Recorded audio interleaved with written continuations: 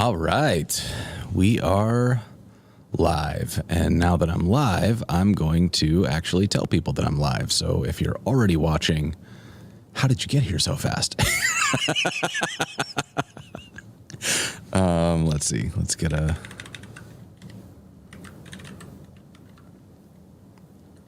Actually, I don't even need to post on Twitter because I'm live on Twitter. Interesting. Yeah, I guess I don't really need to do this anymore, do I? I'm going to do it anyways on some of my other threads that I don't stream to.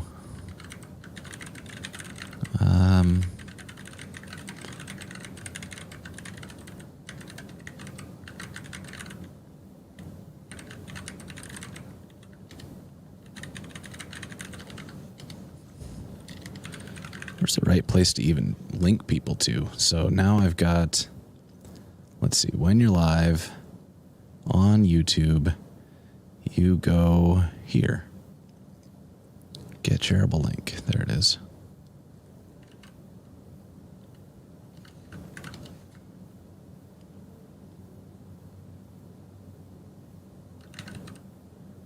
Okay. And then we'll post one of these.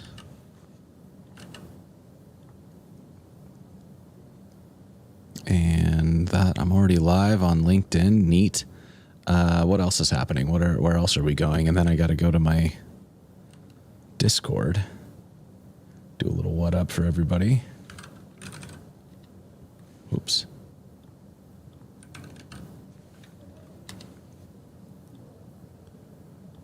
Publish, confirm. There we go. Neat. Neat. I like this new flow with the StreamYard stuff. Like, holy crap. A lot of you are already here. Hello, everyone. Welcome, welcome, welcome. Oh, good. It's Jason. Jason leaks API keys day. I'm not going to leak a single API key. I promise. It's not going to happen. What's up, American 2050? How you doing? What's up, Balaji? Good to see you. VDog, chill out on the YouTube side. Welcome to the YouTube side. What's up, Polyglot Coder? Adarsh? Nate, you were third. Excellent. Who was first? Pedro in with the first hello. What up, y'all? It is good to see you. What's up, Wavanasian? Hello, welcome. Glad you found me. I'm pretty stoked that people are finding me through Twitch, like Twitch search. I feel like Twitch has historically been such an abysmal discovery engine, and this is just really nice. What's up, Matt? I have been following along with some of your latest stuff, and also I was talking to Joel Hooks yesterday, and I'm not going to give away any of your news, but I'm very stoked for you. I'm very pumped for what you're working on. And if y'all don't follow Matt, you should go follow Matt. Total TypeScript is the spot. Listen, Vinny, I am not going to leak any API keys. It's not happening today. Start building a landing page while I'm okay. All right. So actually this is a good point. I did just start. Let me share my screen. I'm going to share which tab do I have? I need to open the tab first. This one here, going to view on YouTube and get this a little bit further here. Okay. So then if I go here and I open this one, so this is wait, is it actually visible now? Yes, it is actually visible now. All right, so this is my most recent video, like literally went up 20 minutes ago, on how to add logging or audit logging and log streams to an Express app. This stuff is like, I haven't written Express code in a really long time, and so I did a deal with WorkOS where they wanted to show like how software as a service apps hit enterprise readiness. And so, to do that, like when you start getting really big customers, there's going to be you need single sign-on. You need skim provisioning or like, directory sync, and you need stuff like audit logging so that their central team can figure out who did what at what time and just prove that like, we can prove that each of our employees has done these things inside the app, so we know nobody's up to any funny business. And so it gave me an excuse to like go and build an Express app for the first time in years. It was really fun. It was also great realizing how much of it I still remember. But so anyways, this was a lot of fun, and I like got it built. Let's see, how long is this video? This is a 13-minute video where we set up audit logging, and then the other videos in this series are, where are they? Somewhere in here, I don't know. I put a playlist together for these that I can share on these ones. Yeah, so this is the full playlist that goes through each of the things. And for anybody who wants to do that, please bring Kelly Vaughn again. Yeah. I do need to bring Kelly Vaughn again. She is very, very funny. Leaking landing keys on the landing page. Sure. Fine. I'll do that. So much time to consume your content. You can watch it at 2x. I watch my content at 2x a lot of times, and you can always skip to the parts that are most relevant to you. And, I think the other thing too is looking at one like this with the SaaS and like enterprise features on SaaS. This is the sort of thing that you learn like when you need it, right? Like when you're building a SaaS product and you are starting to hit the stride where you've got product market fit and you're going to start trying to go to the larger customers, then you need this video. Like you don't need this video if you're still getting user one, right? Or if you're still landing like your first few teams. There's a right time and place to learn everything. And I would say these ones are more kind of specialty. You learn them when it's time to learn them, not because it's not like a just in case thing, right? You'll know when it's time. I think the only thing is being aware that this stuff exists and having that instinct for when it's time to learn something is really good, I think. Let's talk about, how do I stop sharing? There we go. Okay. So what I'm trying to do, well, thank you for watching, Joshua. I appreciate that. And bootcamp student, nice. Very cool. Yeah, bootcamp, this is a good time. It's a good time to be like, it is harder than ever to get into web dev, but it's also a better time than ever to be a web dev, I think. And that is, there's some balance to that. Like don't get too discouraged because the market is a little tricky right now, because it's going to come back. I'm already seeing signs that it's beginning to recover. I don't know. We'll see. I think this, fingers crossed, like knock on wood, but I think 24 is going to be a good year, y'all. I think we're going to see the bottom was in the end of 23 is this current bottom. There's always another bottom coming, but this current bottom, I think, fingers crossed, I think the bottom was in the end of 23. So I think we're going to start coming back up in 24. I think that means that we're going to see, like, we're already seeing more jobs open up, even though I know we're still seeing layoffs at the same time. So I think there's kind of a leading and lagging indicators. I think leading indicators of a recovery are that I'm seeing more, like some of my friends who are recruiters are talking about how lots and lots of recruiter jobs opened up in Q3. Now I'm seeing a lot of dev jobs, starting to see design jobs. And I feel like when you start seeing design jobs, that means that we're really recovering, because unfortunately, companies really don't invest in design unless things are looking good. So that's, I think positive signs. We'll see. Am I saying I don't think I am? I mean, I believe that in my heart, but I don't know that I'm ever the person who's going to say something like that. What landing page are we building? Great question. I need to build a new landing page because I put out a call the other day on all my networks for companies saying like, hey, I'm available to partner. We should work together. And my friend Angie Jones when I just saw her the other day, she was like, "Can I give you some feedback?" And this is one of my absolute favorite things about Angie is that she's willing to like push and challenge her friends, but she always asks first. Like if you're like, "Can I give you some feedback?" And you're like, "I'm sorry, Angie, I'm not in a place for that." She'll be like, "Okay." And she'll just never, she won't like force an opinion on you. But she said, "Can I give you some feedback?" And I said, "Yeah." She said, "You put out this big call asking everybody if they wanted to work with you." And I was thinking to myself, yeah, I want to work with Jason. And so I went to your website and I couldn't find any information on what you offer. And I realized that she is absolutely right. The only way people can get information on what I offer right now is either through a conversation with me, which I love doing, and it's very fun, or I send them a Notion doc that I have that is not available online. That's probably not the most scalable way for me to run this. So what I want to do is I want to build a landing page for my services, for what Learn with Jason offers companies. And I've got to start on this. So why don't I pull this up a little bit here? We've got, where is it? Do I have this open right now? Yeah. All right. So let me share. Let's see. We don't have any audio, so I'm just going to share the whole tab. And we're going to pull this over to here onto a clean desktop so everybody can see, and then I'm going to share it on StreamYard so that everybody can actually see what the heck I'm talking about. All right, present, share screen.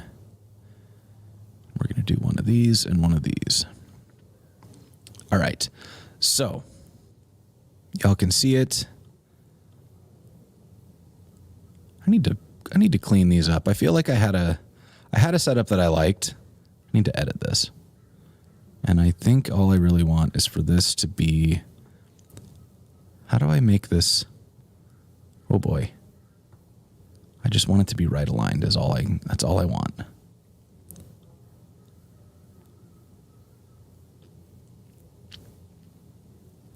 I feel like there was a way for me to do this before. Did I miss it? This is the thing, and I want to, well, whatever. It's going to be fine. I'm going to leave it just like this. Everybody can see what I'm doing. All right.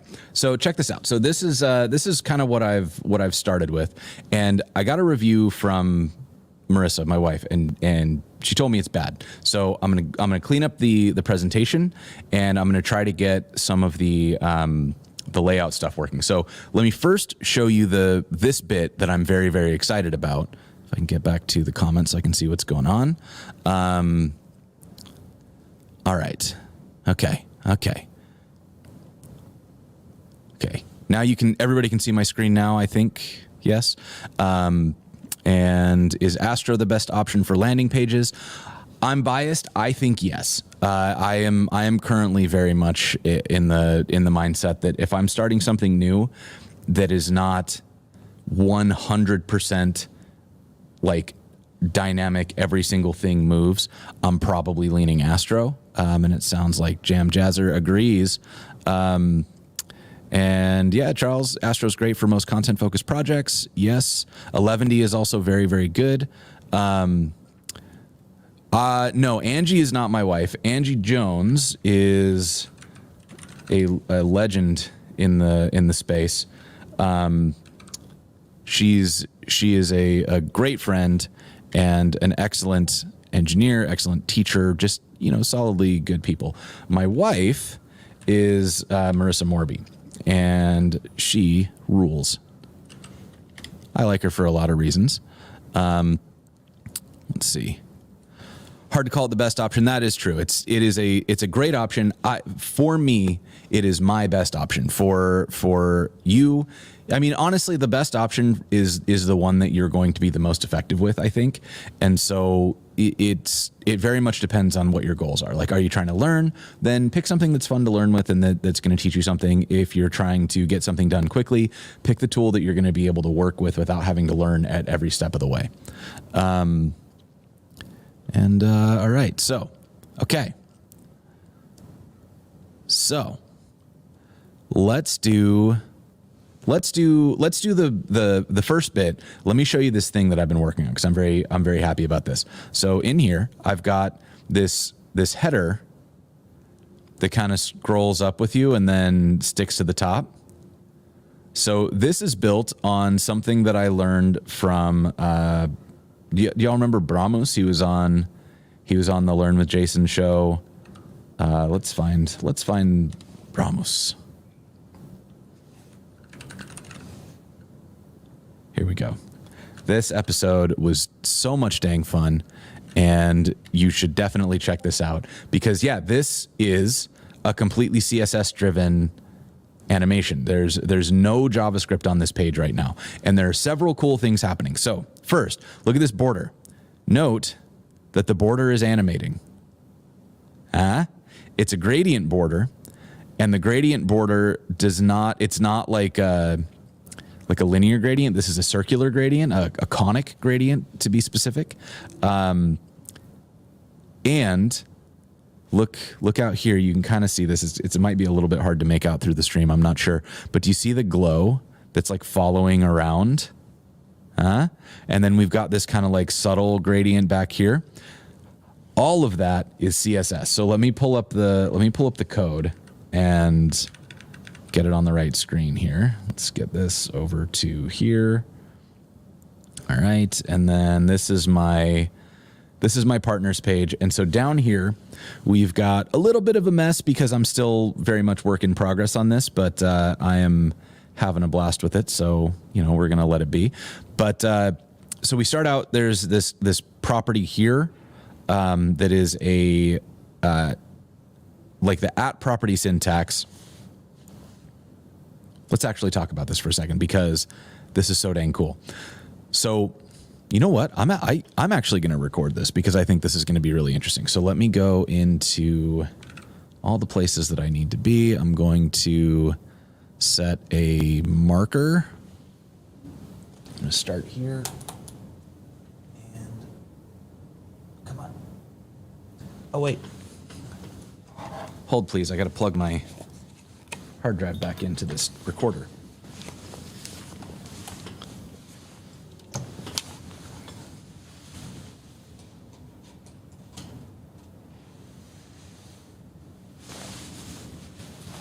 Okay, so now we're recording, and I realize I'm not using my headphones, so I'm just going to leave them off for now.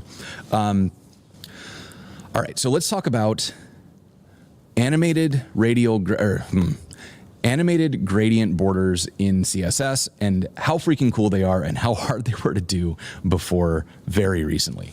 So on the left, you can see here we've got this border that is featuring this colorful gradient, and you can see that the gradient is spinning around the border here, and we've got this nice glow coming off and all these things. So let's talk about how this works, because it is deceptively hard, because certain things that it's doing weren't even possible in CSS until very recently and are actually still behind feature flags in Firefox, I believe. So coming soon though, because it is scheduled for release in Firefox very soon, like in a month. So here's how this works. One, you set up this @ property. So the @ property syntax is very similar to setting up a variable like this in CSS, like a custom property. But what it does is it allows you this one key advantage, which is that you get to specify the type, basically. So this is sort of like adding TypeScript to CSS in a very like loose analogy. But here's why this is important. When you set up a gradient like this, you've got a conic gradient. And what a conic gradient does is you get, let's see, let's maybe like play in CodePen for a minute so that we can kind of build this up step by step. So I'm going to create a new pen. If I can figure out how to create a new pen. Nope, that's not it. Here we go, new pen. So in here we've got, let's do a section. And then inside of it, we'll set up a div. And our div, we're going to give, let's make our body is margin 0, and then our section is going to be width 100 view W, height will be 100 short vertical height, and then for our background, we'll start with just a simple black. Okay, so then down here, I'm going to just close the JS because we're not going to use it. Then down here, we're going to have our div, and we'll have our div, I want this to be, let's say, we'll give it a width of 300 pixels and give it a height of, let's say, 200 pixels and maybe a background of red. Okay, so then I want this to be centered, so we can say display grid, and down here we'll say place content center, and that's how you center a div vertically in CSS today. If you haven't seen that, this is, it's nice. It's very nice. But so now we've got our vertically centered div. And so then the next thing that we want to do is like, let's make this a little bit nicer looking. We'll give it a border radius of like, I don't know, 20 pixels. So now we've got this kind of nice looking border set up. And what we want to do is let's show how a conic gradient works. So I've got my conic gradient over here. And if I pull these values over, this is not going to work to start because I don't have my variables set. So let me grab these variables, and I'm going to just grab these out like this, and we'll put them up at the top because I like to do it like that. So we'll go root and drop these in. Okay. And then the other piece that I'm missing is this gradient angle. And so I can start actually without this. So let's just drop this out entirely. So this is a conic gradient, and what a conic gradient does is it picks a starting point, which by default is center, and then you pick your colors, and the colors go around the center point. So purple, and then we go around to the orange, and then we get to the yellow, and then we get to the blue, and then we get back to the purple so that we have a smooth gradient, because if I take this one out, you get a hard line, right? So we want a continuous gradient, so we go back to the starting point there. And this is what's really cool about this general setup. And then the other thing that I'm doing here is I'm in OKLCH. And the reason that I'm using OKLCH is severalfold. But the most important one is that it makes these gradients look so much cleaner. I can make these look way worse. Let's see if I can actually force it. And sRGB. You see how muddy this gets when I change it to sRGB, like these kind of grayish areas in between the main colors. And this is, I've heard this referred to as the dead zone in this color space. And this is the default. So by default in CSS, you're using sRGB. And at the time, sRGB was the best that most monitors could do. It was actually better than most monitors could handle. But monitors have improved quite a bit, and now there are additional color profiles like P3 or even like Rec 2020 and stuff that has so much more color space. So I'll show you really quickly what that means. This is a website that I got turned on to by Chris Coyer. It is a color picker for OKLCH, and it shows you the difference between what's available in the sRGB space and what's available in the P3 color space. And then you can also turn on like Rec 2020 to see even more. But like my browser doesn't have Rec 2020, so you can't actually see the difference because it's kind of being faked by the fallback to P3. But here's the primary difference here. So when you get a color like this, let's see if we can find one that's like really obvious, like here-ish. So if you're looking at this, oops, here, if I zoom way in on this, can you see, I don't know how well this is going to come through on StreamYard, actually. It looks like it's not coming through. Okay, so this is a demo you might have to do for yourself. So let me send this through to y'all. If you look at this in your browser and your browser has support for P3. So if you're using a MacBook Pro, if you're using any kind of like a studio display or like a higher end, even medium end monitor, you should be able to see that this color on the left is more, it's like more blue, it's more saturated, and the fallback is just a little bit duller. And it's not the end of the world, but it means that we're taking advantage of the fact that this browser can handle more color than sRGB can put out.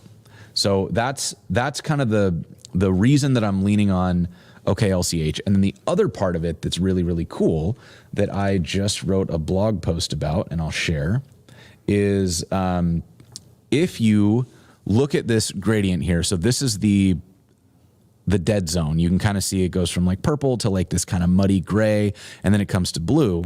Whereas if we use OKLCH, you go from this like pinky purple to a kind of a brilliant color, like a nice deep blue, and then over to this turquoisey color, right? So the reason this works is that in sRGB, you have the, I actually did an animator down here, so it's going to be easier to show it.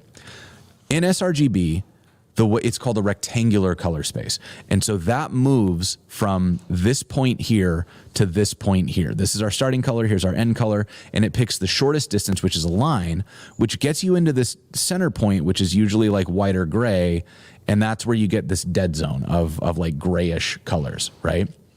Now, what something like OKLCH does is it uses a polar color space. And a polar color space is like, I only sort of understand this math. There's like a ton of math going on in defining color spaces, because ultimately what we call color is a mathematical representation of what our eyeballs see.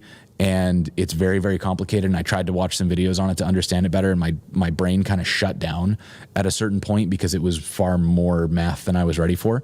But the gist is rectangular color space, shortest distance across the color circle. Polar color space takes the scenic route around by spinning the hues instead of by just going like direct value calculation. And so you get a much better gradient, right? That's it. That's the gist. If you understand this, you probably know enough to know why OKLCH is usually a better choice. And then down here, I did a comparison. So these are all the same gradients, but they're calculated using different color spaces. So doing this pink to this green, in LCH, you get this kind of like brilliant move around where you've got a really interesting gradient with just the two colors. Whereas this one, you end up in this kind of like muddy dead zone of like dark purpley green. I don't know, it's not great. And then these ones just go dull, like very, very dull. So for me at least, OKLCH is a great color space and gives you some really, really interesting, colorful results. So yes. Anyways, did I share this post? Let me actually throw this post in the thing. So moving on to back here. So we've got our conic gradient, and we're going to put it into the OKLCH space again so that we get that nice, like much cleaner, less muddy gradient. And these colors that I'm using are a bit more muted on purpose. Like I didn't want them to be like smacky in the face bright, but if we want to make them smacky in the face bright, we can do that. So we can take these and we can make them 100% bright. Or actually, no, that's not what I want. I want them to be here, but then I want to take these, like this is the chroma. And so about 37 is what I've been told is the highest chroma you can do on a P3 monitor, I believe. And so if you do something like this, then you get these really, really bright colors, right? And so in here, we've got these really bright colors, and now we want to turn these into a border. So the next thing that I'm going to do is I'm going to set up a linear gradient, and this is going to be the solid color in the middle. And there's some, you can't use a solid color for this for reasons that I don't love, but it's fine. So we just go to bottom, and then we're going to say use our black color, and then we'll do it again, var black. And this gives us this whole thing, but then there's an issue where now, because I want this conic gradient to just be the border, it's being completely covered up by this gradient, which is not what we want. That's bad. So then what I want to do is I want to set a border on this. So we can say like maybe it's 5 pixels and it's going to be solid. And well, I want it to be the gradient. And I want the gradient to take up about that much space. So how do I do that, right? So if I set it to transparent, that doesn't really help me. So here's where this cool thing, it's called background origin, I think. So I set this one to be my padding box. And that means that this default here only goes to the inside of where the padding is. It skips the border. But then you see we've got this other issue here where you can see seams and weird things. That's because the background repeats by default, and the default setting here is padding box. So we're limiting this one to not repeat and be confined to the padding box. So for the conic gradient, I'm going to set it to be border box. And that means it expands out to fill the full space of this border, which means now we get this beautiful gradient border because this transparent border is creating the space for us and then letting that background that extends out to the border box shine through. So great. Already good. Already very happy about this. Now we can take this a step further, and I'm going to use CSS nesting, which is built in. And this is a trick that I just learned the other day. I'm sure somebody else has done it, but I felt very clever because I thought of it on my own. So you set your content to 0. You set your position to absolute, and you set the inset to 0. And we're going to set the background to red to start. Okay, and now this, I'm doing this on purpose to show how this works. So by setting this to position absolute, we're saying go to the nearest position relative or absolute parent and use the inset of 0 to fill out the entire space. So the inset means like how many pixels or distance, how much distance away from the edges of the parent should this thing be? And inset 0 means like top right, bottom left, all set to 0. So this is a nice little shorthand. You can also do like inset block and inset inline if you want. But then that means that in here, we need to tell this that it is position relative, which will size it to our actual box, which is good. And then what I need to do is we need to copy. I could do this through variables. I'm going to do it through copy pasting a couple things. But so we can set our border. We can set our border radius. And I'm actually, if I set this to red, that doesn't do what I want. I don't actually want this border. I just want the border radius.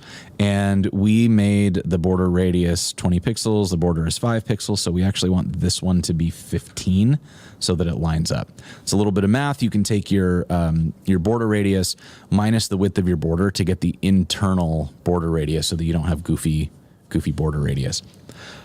So now we've got this. And what I want to do with it is I want to make this into a kind of a shadow. So I'm going to filter, blur, and then I can set this to be like, I don't know, let's try 50 pixels and see what happens. So now we've got this kind of, this like reddish glow out here, right? Okay, so I'm pretty happy with that, but I want it to match my gradient. So I'm going to take this conic gradient and drop it right in here. And now we've got a conic gradient coming out and like blurring behind the thing.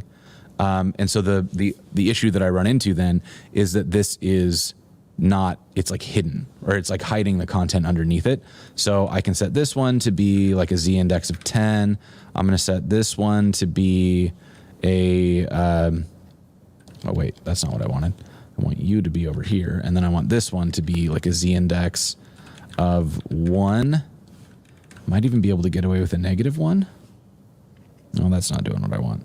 We're going to go with a Z index of 1, and then I'm going to copy this this setup into the before, and we'll just kind of fake our colors with this. So I'm going to set the background to be black. We'll set the content to be this empty string so that it actually renders.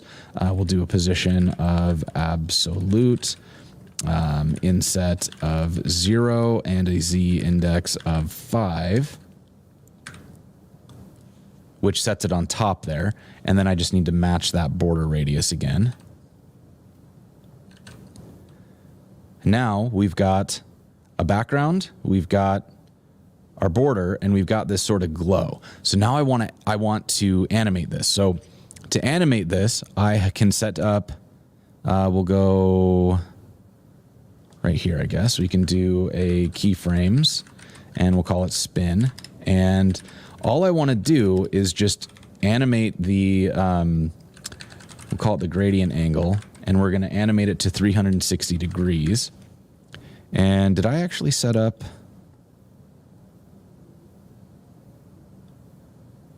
I didn't set up my property for this. So let's also set up our property. So we're going to set up a property called gradient angle. And the inherits, I don't think I need this. Like, I've always just seen it set, and I like mostly understand how it works. Then we have an initial value, which I'm going to set to 0 degrees. And then I'm going to check, what I did in here. Syntax, right? So then, oops, you get your syntax, and in angle brackets, we say angle. Okay. And then down here, we say, is it from? Is it from? No. At? No, that's not it either. Okay, back to the cheat sheet. It is conic gradient. It is from. So I did something wrong. So back up here, make it bigger. From gradient angle, and our gradient angle initial value. Did I screw this up?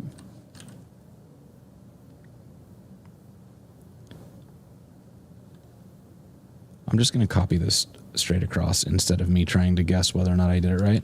So let's go here.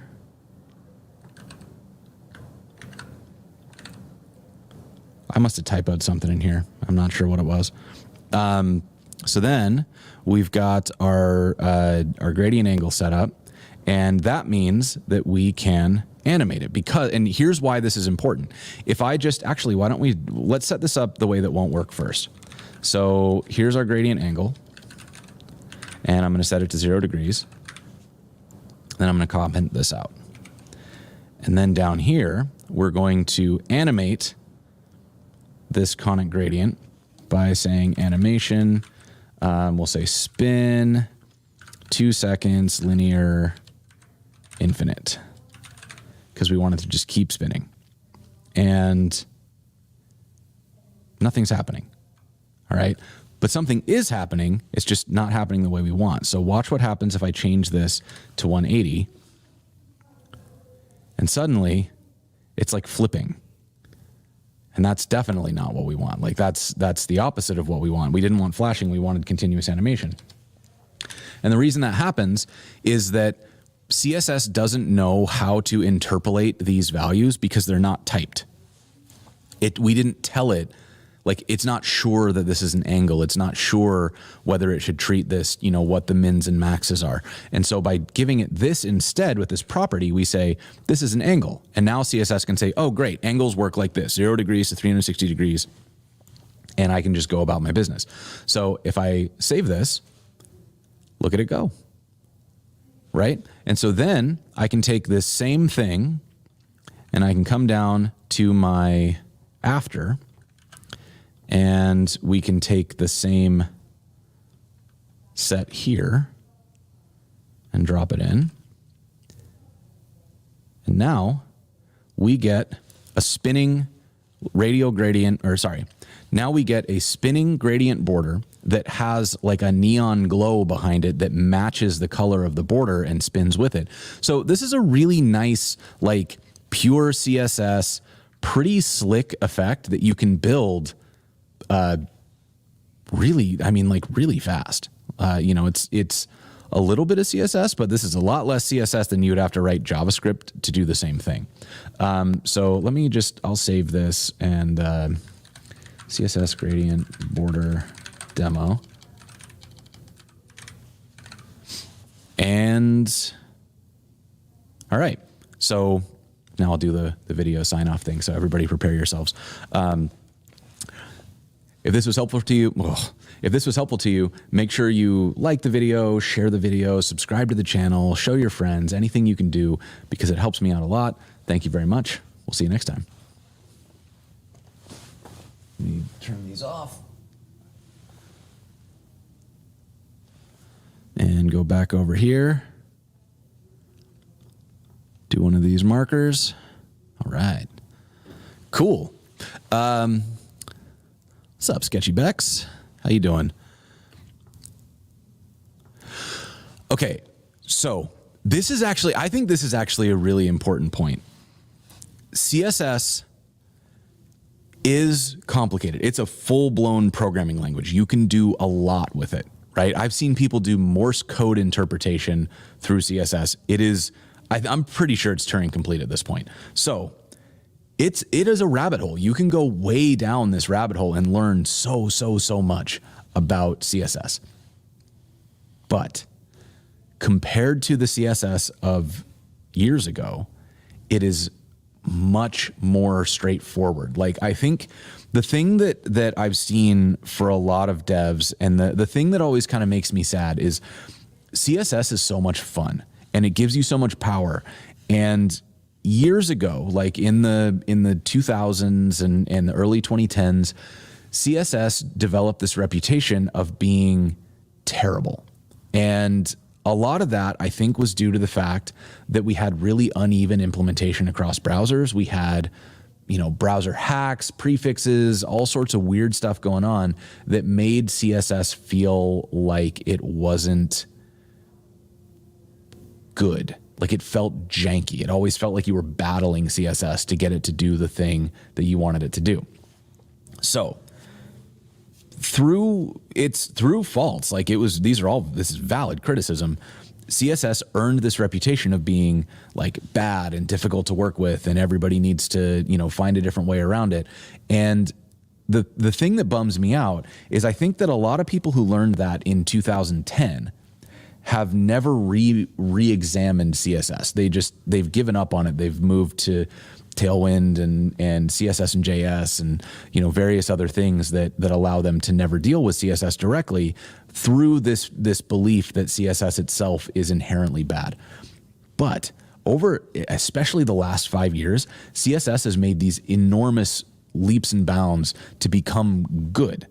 And where CSS is now is that cross-browser support is incredible. I haven't seen a specific hack in a really long time that's not really niche and esoteric. You can see very quickly whether or not it's implemented in a given browser through can I use, and you can decide, do I want to take this? We've got testing for support. We've got testing for we've got media queries, we've got container queries, we've got supports queries, we've got style queries. You can do all of these things. Now we've got layers. You can do CSS modules, which are almost built into CSS. And all of that gives us the ability to create excellent CSS that does exactly what we want and that's so powerful without having to reach for a third-party library, without having to reach for an abstraction, and without having to rely on somebody else kind of building that thing for us or building support into their abstraction for the thing we're trying to do. And it feels like it fits with a component model now, like between layers, between CSS nesting, between CSS modules. There are so many ways that we can package up our CSS with a component in a way that keeps it scoped and keeps it contained within just the markup we're trying to style, that a lot of the complaints that I think people had about CSS just don't exist in modern CSS anymore. That's not to say that CSS isn't hard. It's just to say that I'm worried that the opinions of 2010 devs who struggled with CSS and gave up on it have now become more tribal opinions, and it feels a little bit like we're all as a collective looking at CSS and saying, oh, you know what, don't go to that house over there. That house is haunted. And we don't question that. We don't check. We just believe it's kind of a folktale that, oh, like CSS is haunted, don't go over there. And we don't choose to try it or explore. And that really does bum me out, because I have more fun with CSS than I do with just about anything else, because it's such a visually feedback driven language. When you make something in CSS, you see the change instantly, and it's immediately rewarding to see something happen when you write the CSS and the thing suddenly comes to life in a way that you maybe didn't know you could do. So anyways, that's my plea to a lot of devs would be like, get out there and actually give this stuff a shot. Like it really is good. And I think there's a lot of fun to be had. There's a lot of simplification to be found by taking a look at all the things that CSS can do that don't require you to have an abstraction or a JavaScript polyfill or any of these other things that we've sort of learned to rely on in the 2000s and the 2010s. These days, that stuff is probably a waste of your time and byte space. Like, you can build great things with pure CSS today in the browser with full cross-browser support. And it's good. CSS is good, y'all. Give it a shot. I didn't mean to, but that kind of turned into a video too, didn't it? Should I do a little outro? I'm not even gonna bother. We'll just ship that one as is, but I am gonna mark it as a thing. Okay, I'm back. All right, so let's talk about. I mean, it truly is. It's so nice to work with. Ilue, I really do hope you give it a shot. Like I cannot imagine anything better than somebody watching this video and realize, like, if you just watched that and you decided to yourself, all right, fine, I'm going to give CSS another try. Please go out, try it, and then send me a message, tweet at me, hit me up on a YouTube comment, whatever, and let me know what your experience was. Because I would love to hear if, like, am I just nostalgic and I love CSS because I grew up doing CSS, or am I right and CSS truly is better now? Please do let me know. Okay, so should we get back to this thing? I'm gonna close. I will send a link to this. So here's share, copy link. Here's a link to the thing that we built. You can check it out there. And then I'm going to close this, close all these pieces here, and we're gonna go back to this landing page that I'm building. So this was thing one. I set this up with the animated rotating conic gradient. Got the cool glow going in the background. And then we're also doing a little bit more to, like, my, if we look, let's see, close this down, make this a little bit wider. Yeah, that's good. So in here, I also set up like a vignette, and you can see the way I'm doing that is it's a radial gradient that goes from, like, my dark color at 20% transparency, and then in the middle it's, in the middle it's 20% transparency. How does this work? Okay, color mix is cool. It's a little bit like you got to get your head around it, or it's challenging. But so what color mix does is it takes two colors and then it mixes them according to your specification. So I'm saying in the OKLCH color space, take my black color and mix it with transparent, and I want it to be like 20% transparent, which means I'm getting an 80% black with 20% transparency, right? So 80%, like, it's like setting the alpha channel to 0.8 on one of these. So this is really nice. I really like this. And then I do the same thing, but I want it to be 95% transparent. So at the edges here, we're at 95% black, and in the middle, we're at 80% black. And that gives it like a vignette. You can kind of see, like, there's a tiny bit of glow in the middle, and then it gets darker at the edges. Just to focus the eye, just to make it not a boring set color. And you can kind of see, if I turn this off, it's, let's save, like, this is what the background looks like. And then when I put this vignette gradient on top of it, it sort of pulls it in and makes it a like a dark focused, almost like a camera vignette, you know? So I really like that. I feel like that's really cool. And then you've got these colors from the gradients laying on top of that. And it just gives you this sort of like dark neon feel of like, I don't know, to me, it kind of looks like something at night. So then the other thing that I'm doing here is we are doing a like scroll window. So you start with your content here. As you scroll down, it sits up there and kind of gets into like sticky nav mode. And I got to decide if I'm actually going to put some nav here or if this is just going to be a little decorative piece. But so then we've got content. And so this copy I'm happy with. I want these to be logos instead of just a list of names. And then all of this I hate.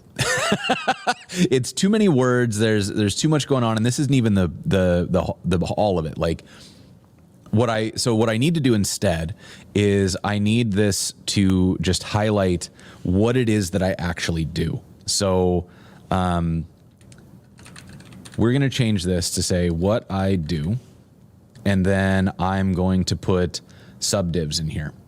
So this is going to be, we'll do div 1 is going to have, and I'm going to call it like, we'll give them panel, like I want to be able to style them as panels. And then we'll call it like brand awareness. Let me turn this off.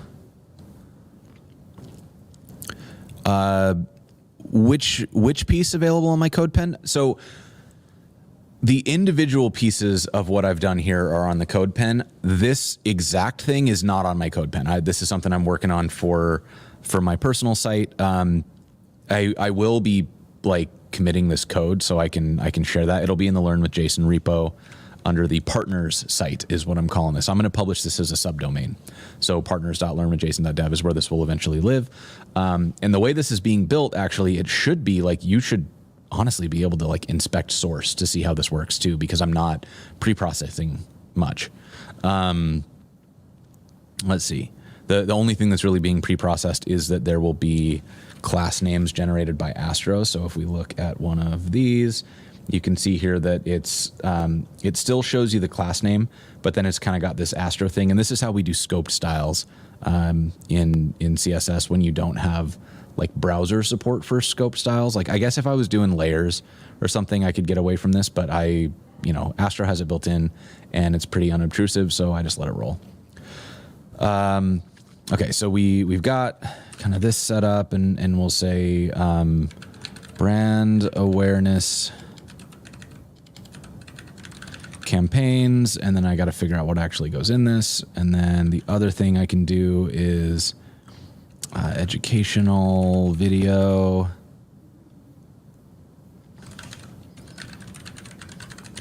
And then we've got like live events and like okay, what do we like, community fun? I don't even know. Like, I've worked on a lot of projects that are basically, can we do something that is really fun to participate in? And I don't really know how to even classify that, because I don't want to use like goofy marketing words that feel like I don't know. I don't want it to feel.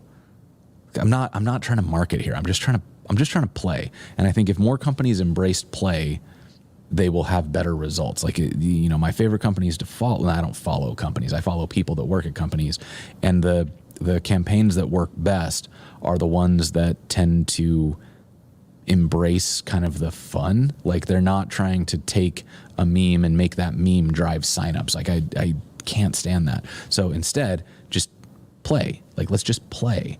And when you play, people say, hey, it looks like fun over there. I'm going to go over there. And that tends to drive actual engagement, as opposed to like, trying to shoehorn your message into something else.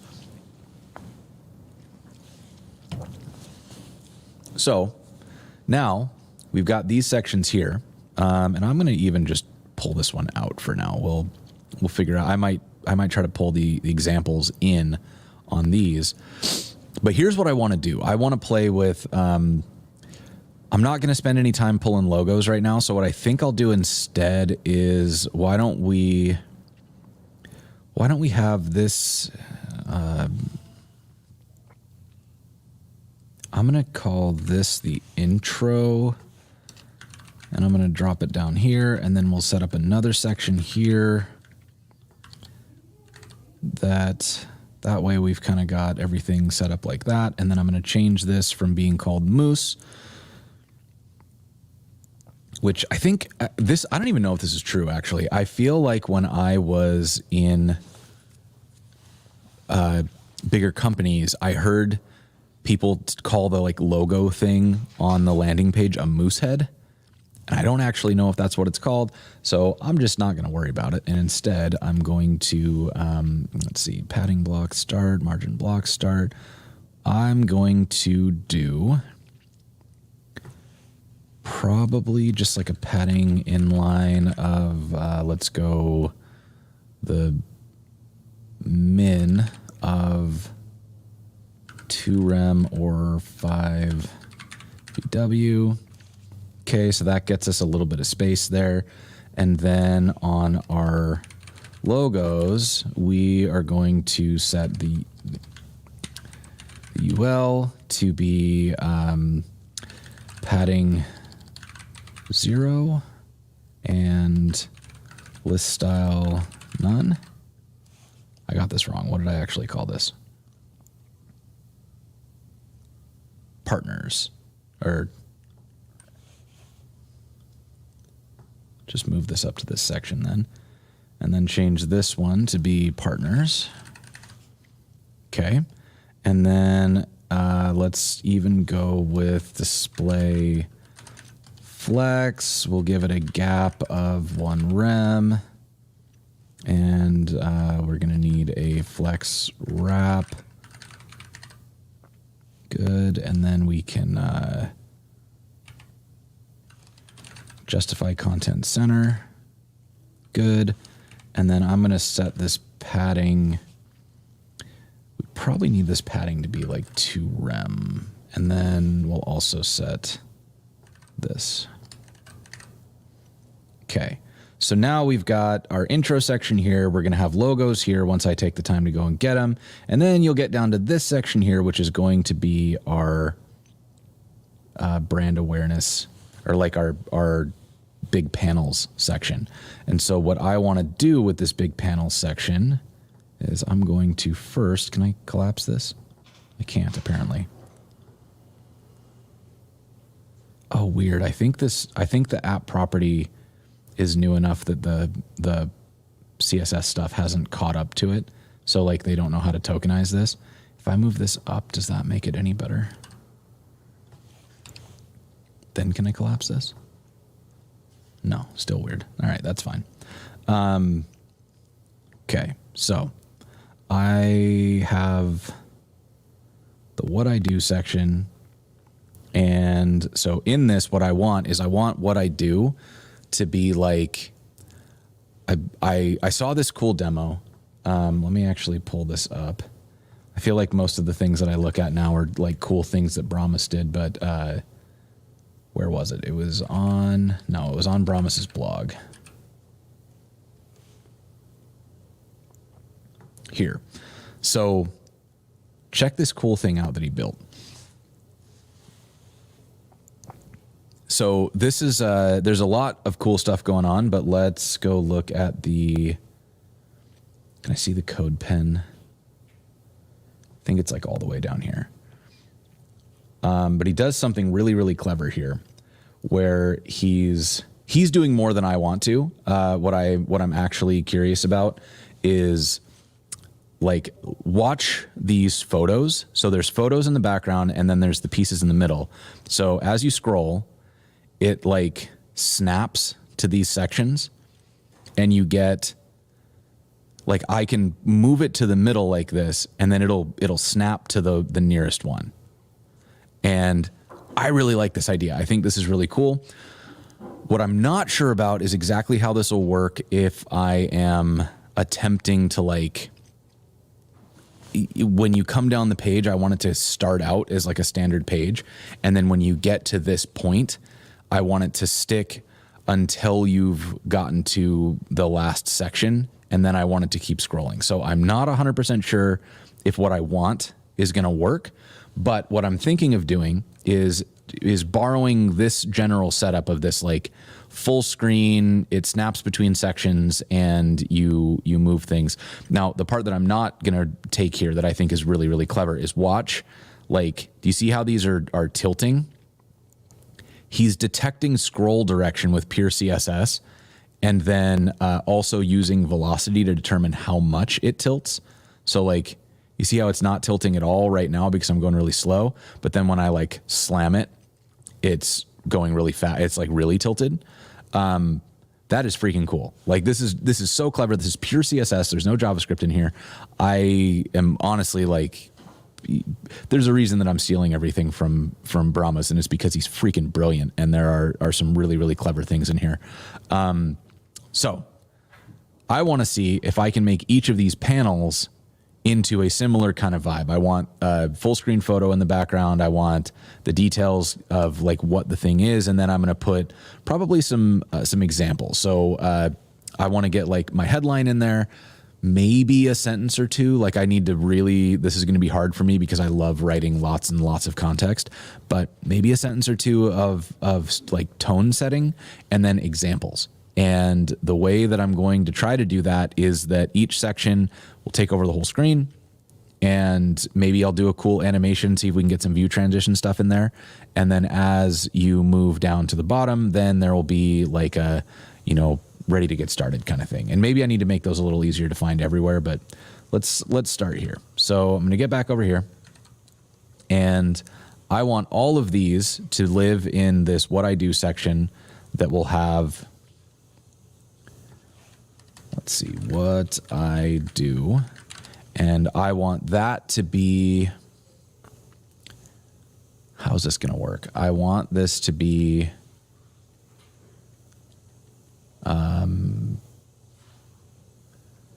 height is going to be 90 SVH. Position will be sticky, and the top will be 10 VH. I think it's, wait, inset block start. Okay. So then what I need is for each of these has a panel. So we'll go with a panel, and I'm going to make the panels, we'll go with width of, they should already have a width of 100. So let me actually do 90 SVH here. We'll set background to be red. Okay, that's already kind of doing it. Okay, but that didn't work.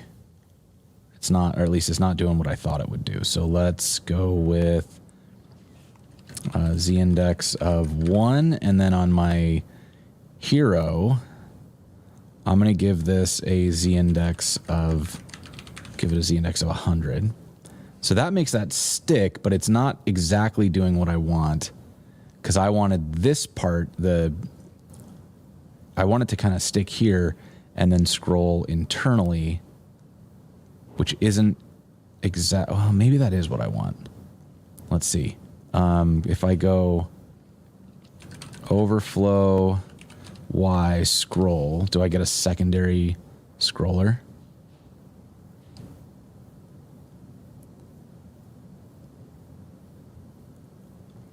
So then that would mean that overflow Y is scroll. So that should be pinning it. I don't think it is. So then the other piece that I want is I want these to snap, which is scroll snap. I'm going to have to look this one up. I can't remember. Scroll snap type is Y mandatory. and it's not doing it, see?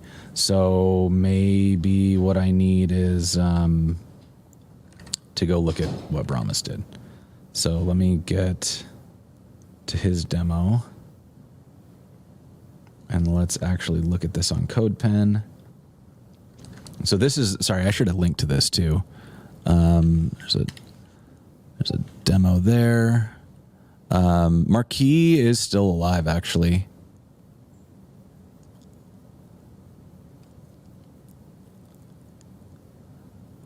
Oh, it's lagging. I didn't realize it was lagging. Yeah, it is not laggy if you look at it. What does it look like on here? Oh yeah, that looks like trash on the stream. Yeah, go look at it yourself because it's much smoother than that. I think the frame rate on here is fine, but not amazing. Okay, so then looking at what he's done here, these are like the tiniest little. So let's look at how this actually works. So we've got a whole bunch of stuff going on, but we've got these panels, right? So I want to look at how the panel code works. So in the panels themselves, we've got the HTML is scrolling, but then what are the panels themselves doing? Okay, so maybe this is what I need, is the scroll snap align in a panel.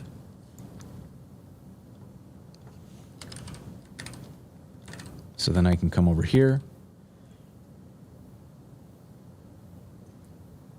There it is. Look at that. Okay, so this is great. Oh, but it broke my other stuff because then I can't. Okay, so if I don't do this, then does it work? I'll see, but then that breaks. This might be jankier than I want it to be because look, I can't scroll over the top of this from inside of it. You have to be out here, and that's not gonna fly. Maybe, okay, let's try something else. I'm gonna take this and put it on my HTML.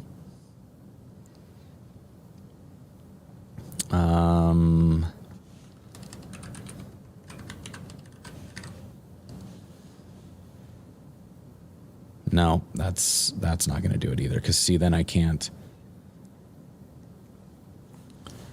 Let's see, maybe if I set this to proximity, then what happens? Okay, so that's closer to what I want because it's not like, it like waits until you get to something that you can actually do, and then it snaps, which that's pretty good. But I do kind of like how it's a little more snappy with this, where you can't like, you don't pull to the middle and then lose it. It just kind of goes straight through. So maybe I can set the same thing on each of these. Or no, that's not it. It was scroll, snap align. This one would be top, right? So I should be able to hit the top. Nope, that wasn't it. Scroll, snap align.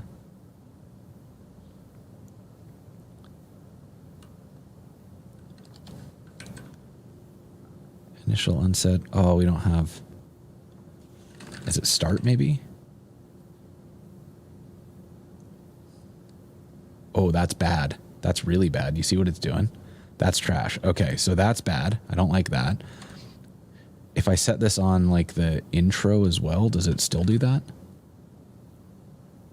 Yes, it does. That sucks. Okay, so that's not going to work. That is not an option. So we're going to turn this off, and we're going to turn this off. And then we get this forced thing, which I don't love. So I need maybe,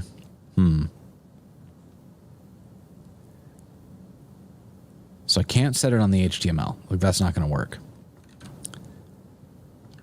But perhaps, and maybe, honestly, maybe this just doesn't work. Like, maybe this is not, these are incompatible ideas.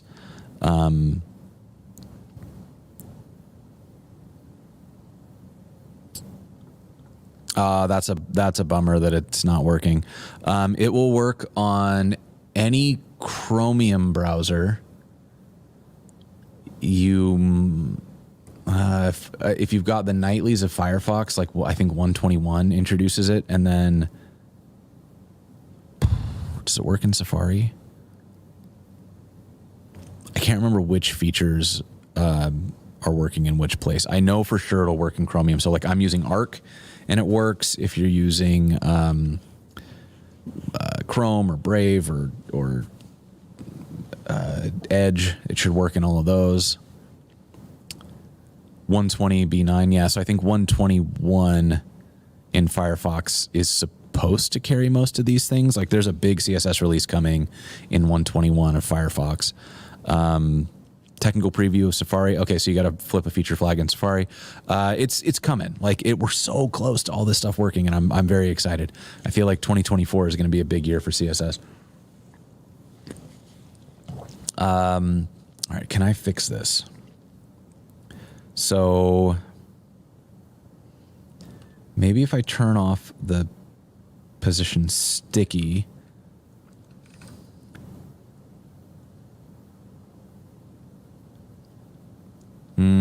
then it breaks entirely. So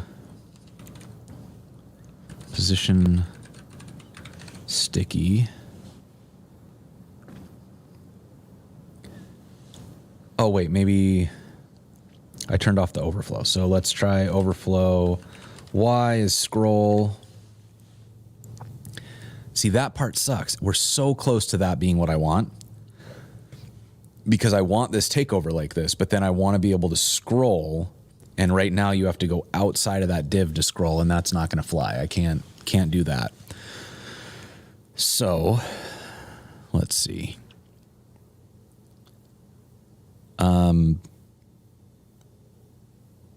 I think 121 has, can I use, yeah, it's coming in 121.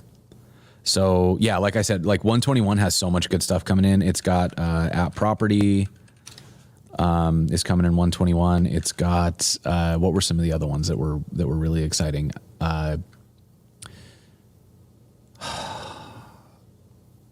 There were some. Oh, was it? That was like scroll. Some of the scroll stuff I think is getting cleaned up. Style queries, like different. There's just so much good stuff happening in Firefox 121. Really, really stoked to see that come out. Congrats on to the team for getting all of that shipped. And just looking forward to being able to do all these shenanigans without having to worry that people on Firefox can't see my website.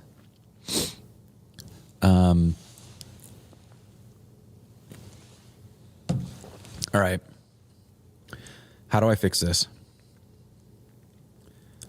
Because it's so close to being what I want, and then it's just not.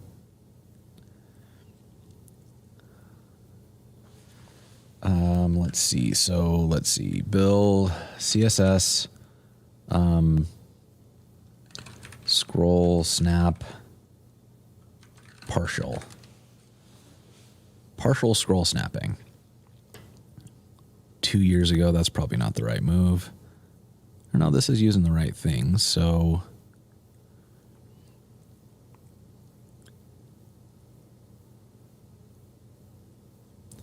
changing scroll snap type causes the scroll to jump to the nearest snap align. So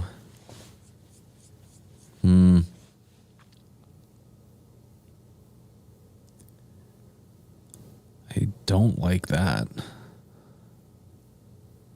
And I'm not writing JavaScript to make this work. That's nope. Okay.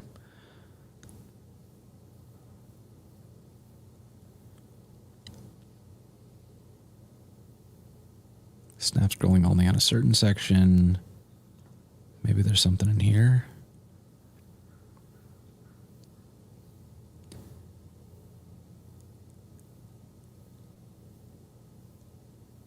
So, I mean, maybe there's a way that I can do this that's different from...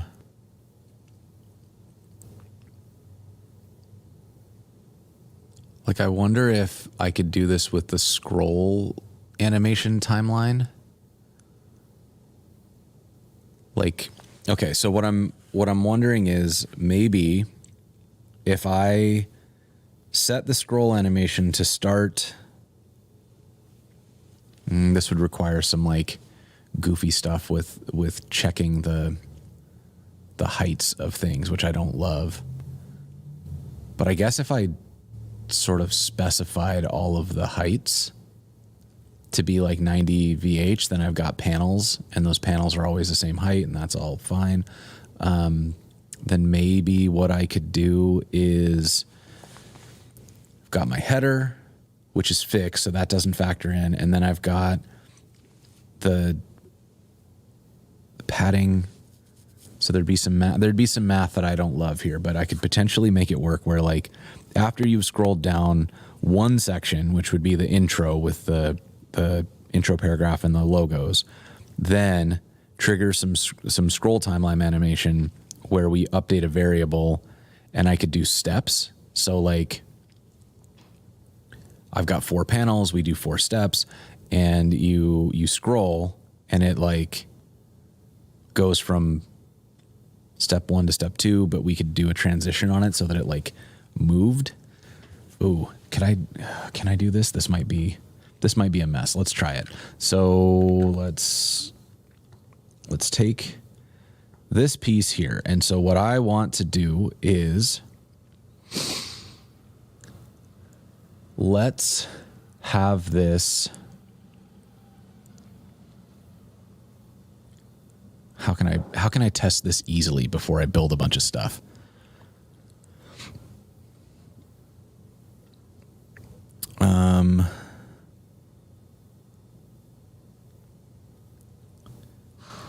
Here's my experiment. I'm going to set a property. So we'll go with a property of frame, and we'll set inherits to false. We'll set the initial value to 0, I think. We might have to change that. And then the syntax is going to be an integer. And then we're going to add on HTML an animation of, I guess we probably need to define the animation. We'll go scroll frames, and that's going to be 2, and we'll set the frame to be, I think 3 is the way this is going to work. Is that how I want it to be?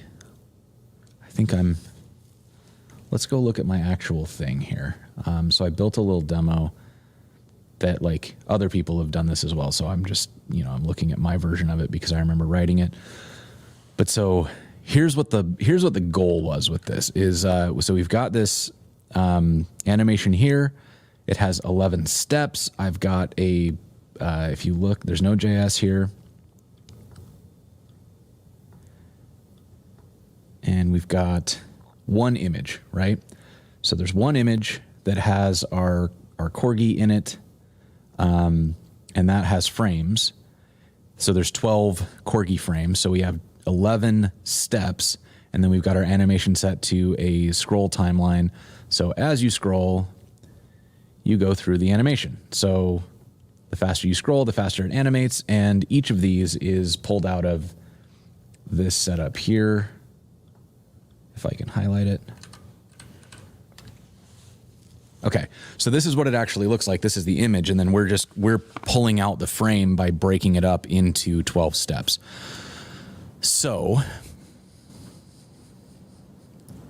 what I want, yeah, this might be one of those things where like I'm not thinking creatively about it, and there's probably a much simpler solution than what I'm trying to do. But what I was thinking is like if I set up my panels kind of like these frames where I've got 4 panels like this, then as you scroll, we can bounce between the steps, but with a transition maybe. And then that way you would bounce to step 1 and it would just transition over and show the next thing. So it feels like a scroll snap and it's still scroll controlled, but it's not, it doesn't like pin you inside this div thing or require me to make every single thing on the page scroll snap.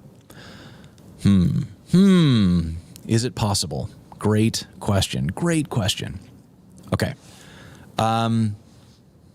So what I am going to do though is I need to take a quick bio and then I'm going to come back and we'll go for another 90 minutes or so. So let me just put you on, let's find something fun to watch. How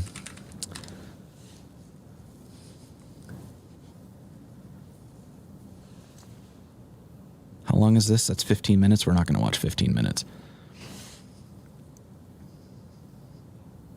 This is all video stuff. Nobody cares about this stuff either. Oh boy. All right. Maybe we won't watch a video. Maybe instead I will just put you on this very cute picture of a corgi that we're about to find.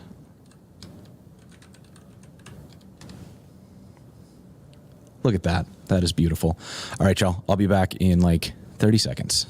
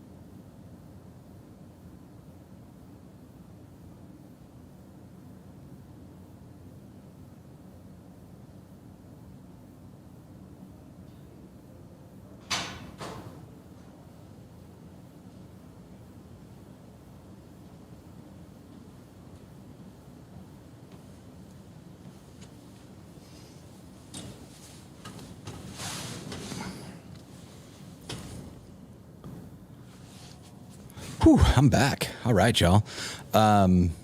Watch the new VOD. Actually, that would have been a great idea, and I didn't even think about it. Dang it.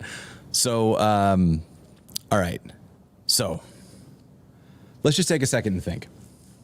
If what I want is I want my website to have this banner at the top that's sticky. So you start looking at it, and as you scroll, it's going to do some scaling and it pins to the top. Then I've got a section that doesn't need to be pinned, right? That section can be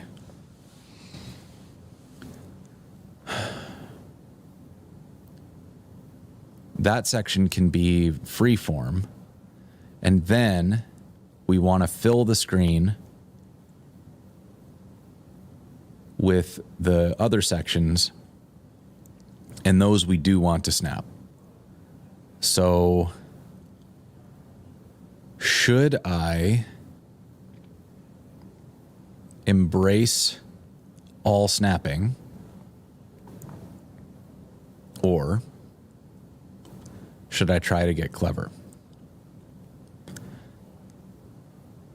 There's a part of me that feels like maybe I should just embrace all snapping or let go of snapping entirely. I do feel like I kind of want to build out that thing though, mostly because I want to learn how to do it well and how to make it look nice, because what the way that Brahmas did it with that demo is just so dang clean. And I know this doesn't look great on the stream, but like it looks great when you're actually scrolling it. It's a beautiful demo. And I feel like I can make something that feels this good, but it means figuring out how to make this part work. So, all right, so here's what I'm going to try. Let's try not overcomplicating this, and let's see if we can just make everything here 90 VH. So we're going to go 90. We're going to make this 90. And we're going to just get rid of the max entirely. We'll just keep it at 90. No matter what screen size you're on, you're going 90. And I'm using the SVH instead of the VH because on phones, when you scroll, like the header and footer come in, and that changes the size of the thing. SVH will respond to the phones and not have the website be taller than your mobile viewport, even when the header and footer come in. So then in here, we got to do a little bit of cleanup to make these fit. Where's my, let's see, that's the H1. Can I collapse this? Some of this stuff I just got to make smaller. So this one is going to be the same thing. The margin block is going to be 90 SVH. And maybe let's just set the height to 90 SVH as well. And then we can do like a display grid. Oh, wait, but I want the partners to be in this. Can I just drop them into this section safely, do you think?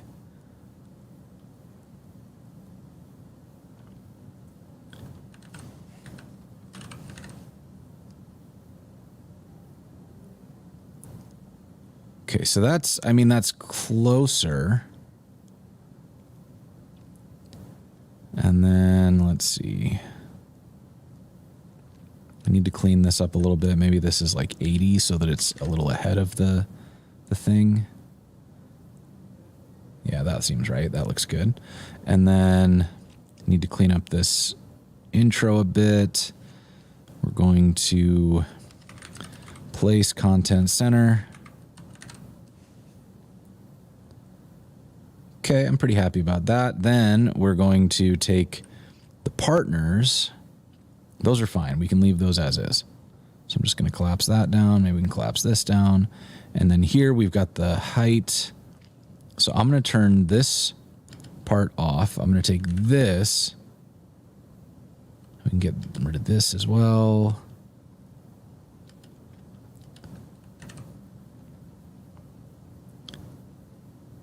Okay, so that feels like that's going to be okay. Then down here, set up this scroll snap type. And then with these, maybe what I want to do instead is just set up the sections to be like scroll snap align, and we'll say start. Okay, something weird is happening there, so let me turn this off.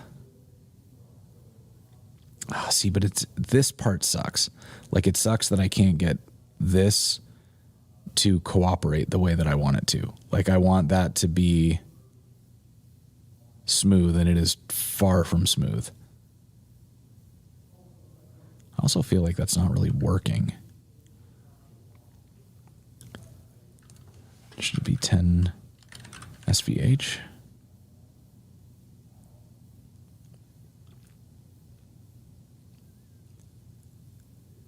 Why isn't that doing what I think it should do?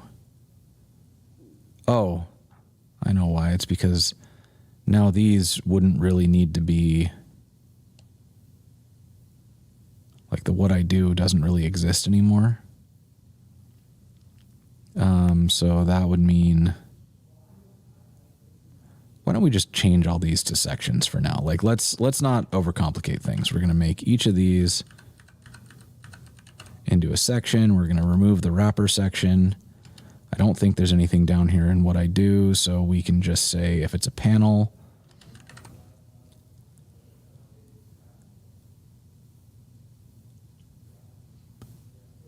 Okay, so something has gone wrong because now it's not doing anything. And it should be, which means I need to look up the docs on scroll snap. Oh, have you seen this out? Like scroll snap align. And so if you hit a URL like this, it'll actually like kind of determine what you're trying to look at and bring you to the right page. Am I using Sass? I'm not. I'm using plain old CSS. Very, very happy about that. Oh, do I have a typo? I haven't done my proofreading yet, so I should probably.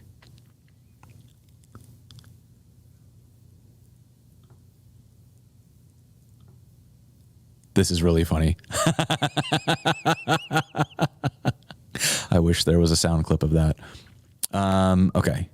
And plain new CSS. That's true. I am using plain new CSS. All right. So let me look at if we can specify a value. Start, end.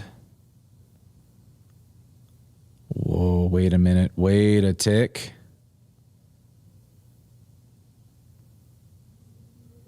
That's chaos and not working at all as I would expect. Start, end.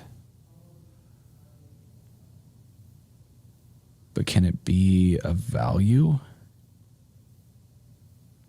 No, it can't be a value. So I broke it when I set this to be a value. Start, but then that means each of these would need a padding block start of 10 SVH, I think.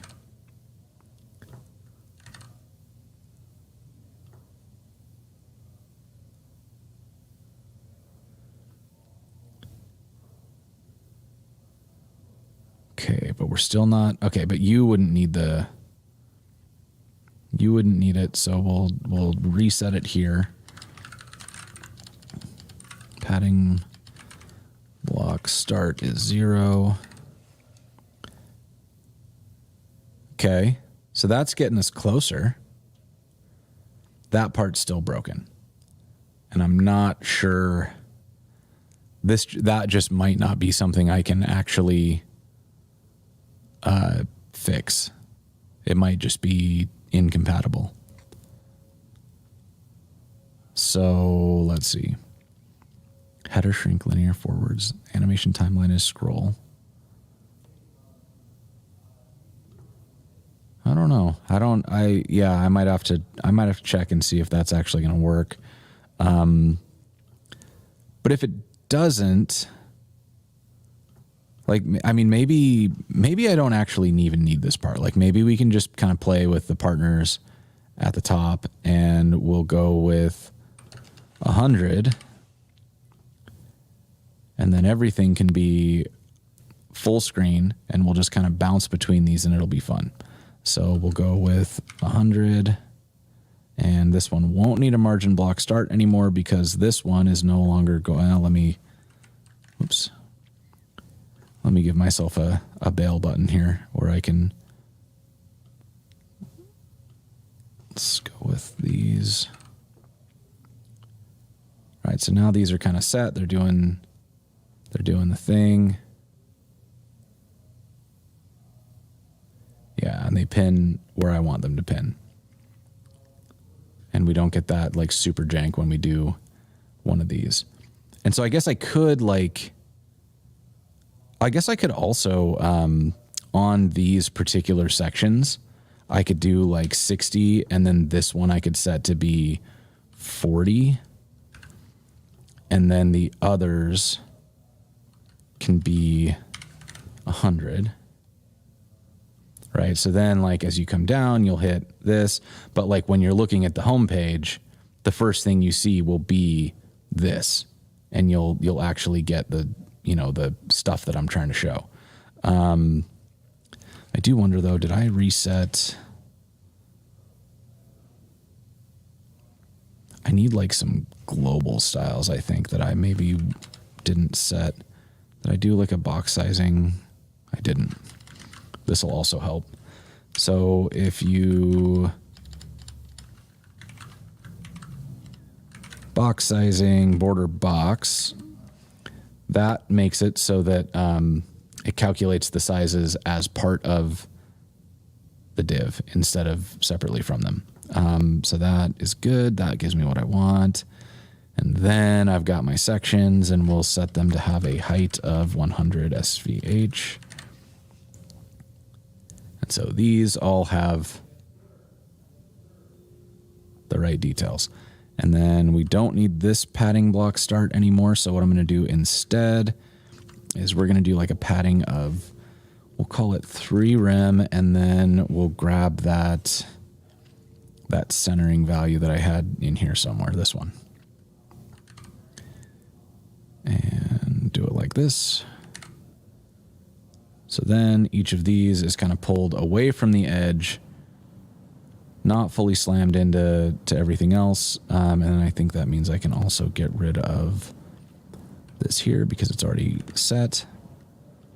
And that because that's already set. And that. Beautiful. Okay.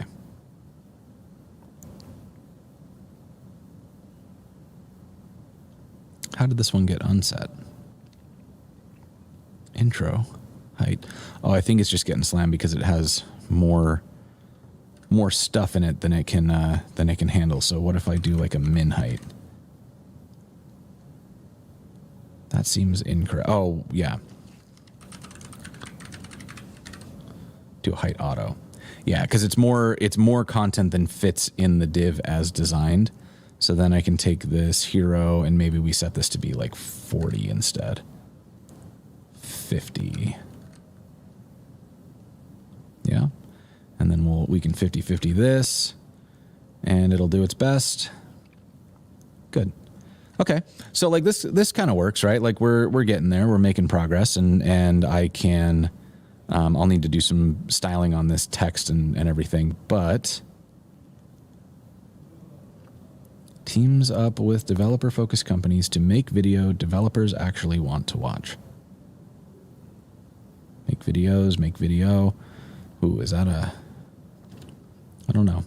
I'll do copywriting later. I don't feel like that's going to be interesting for anybody to watch. So instead, let's try to get some of these pieces in and see what we can do with that. So we've got our panels. Oh, this got all goofy.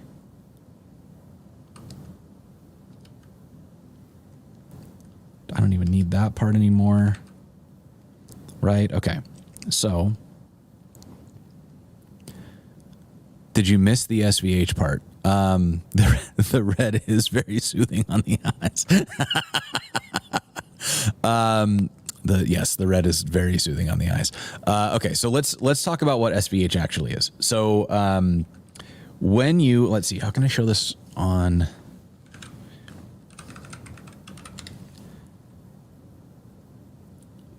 No, I mean SVH.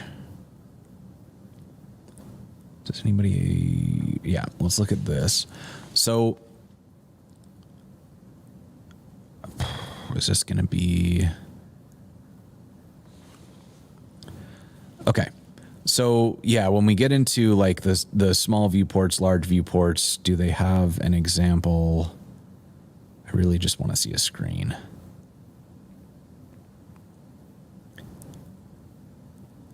No. Okay. So let's see if we can find an iPhone browser scroll. And if we look into our images. All right. So is there like a video of it actually showing?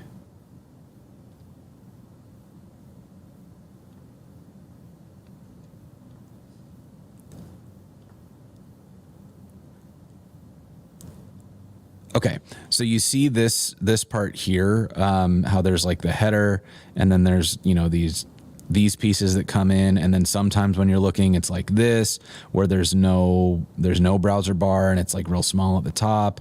I wish there was one that just kind of like showed the specific bits, but like when these come in, so what ends up happening with phones is that if you set something to be 100 VH. 100 VH will pick this height, 100 VH. And then SVH is the actual height of the bottom of the browser here to the top of whatever the UI is here. So as you're doing this, the SVH is actually changing in the browser. The VH is not.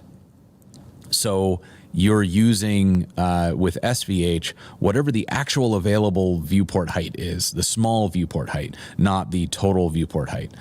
You also have access to LVH, which is like the longest viewport height if you want to make sure that it's always using this full height regardless of what's on the screen, which could be useful if you've got some kind of like carefully laid out thing that you want to make sure doesn't like have height shift if people are opening and closing their keyboard.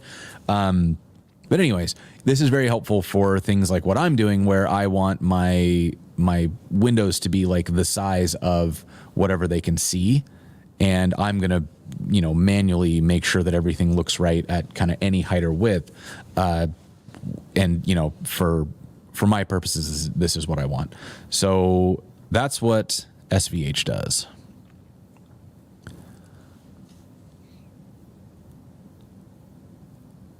So SVH, SVH will update. How do I don't even know how to I don't have a simulator queued up to just very quickly pull this up and test it. But, CSS, SVH, DVH, LVH. Okay. So let's see if there's like a, the viewport, including any user agent interfaces, the small viewport is used to fill the screen when the browser is at its browser UI is at its largest and the website content is at its smallest.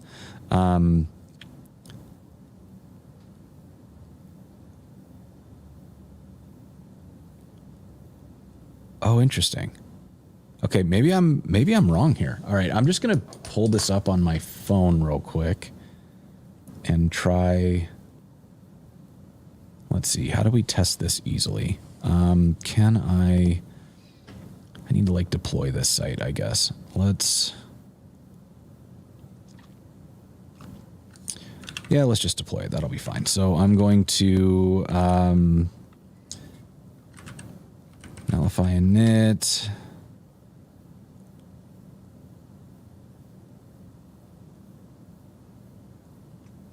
Oh, I still need to create a new site though.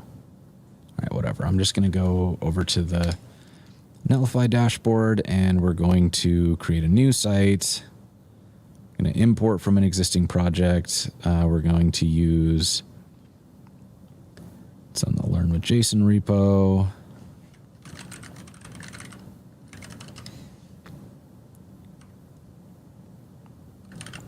I'm going to have to actually commit this first.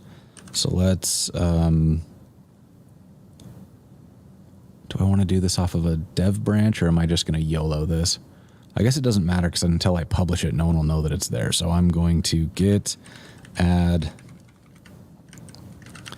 partners. Let's make sure I didn't add anything I didn't mean to. That's all fine. So we're going to say git commit work in progress partners site. Then we can push that up to the Learn with JSON branch, and then I'm going to go here, and we are going to deploy the main branch. And then I want to deploy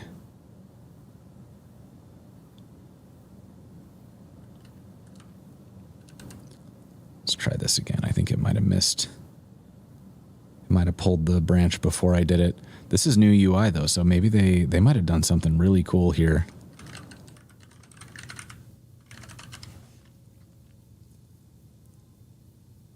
So pull this one, got my main branch. It's using NX. I do love that they figured this out. Under sites, it's missing my partner site though, which leads me to believe that I either didn't. Let's just make this work. So the base directory is, crap, where is this? Base directory is fine. The package directory is going to be sites partners, and the build command is going to be nx run partners build, and then it'll be sites partners. Crap, what is the? Oh, that's why it didn't find my directory. I had changes that I needed to merge. Okay, so let's actually just try this one more time and see if we can get it to work. Deploy with GitHub. We're going to grab my branch here. We'll get the learn with JSON site. Oh, that's useful. .dev. Here. And then, maybe now that I've actually pushed it, look at that, it found it. Okay, so oh, look at this. It detected that it's Astro. It already found all my stuff. This is slick. Okay. Netlify, you got to talk about this stuff. This is so dope. Why aren't you screaming this from the rooftops? Because this is huge. Like, this is such a huge pain in the butt to set up. And now it just like auto detected. That's sick. That's sick. That's great work. Okay. So now we're deploying this site, and I'm going to rename this to partners LWJ. Go back to the deploys. This should build really fast, even though it's the first time.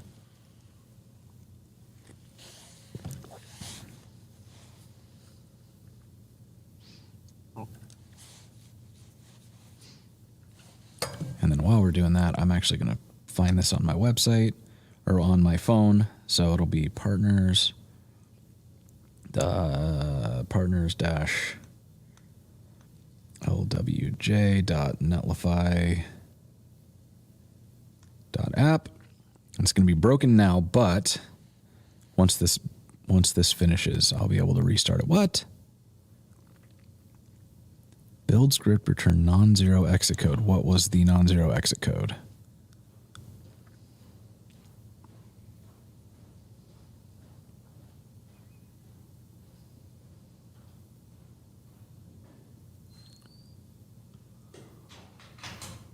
What is this? Okay, let's try it locally and see if I just have something misconfigured. Nx run partners build.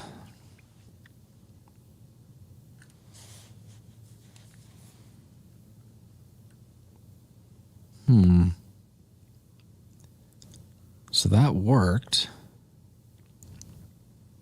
So what happened?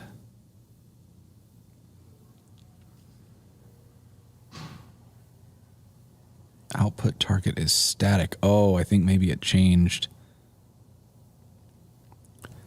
Where is that output target? Like, where did this actually go? Explorer. And it went into dist. Okay, that's what I want. Also, look at this. Look at this beautiful, beautiful website with no JavaScript, no junk, just an index HTML. Beauty. Okay, so what did I screw up? I went to site configuration. We're going to go to build and deploy. Base directory, we go into sites partners. We run nx partners build. Sites partners dist. That is correct. And I don't know why this didn't work. So let's look at the logs one more time. What happened in here? We've got node 18. Do I need to, what version of node am I on in here?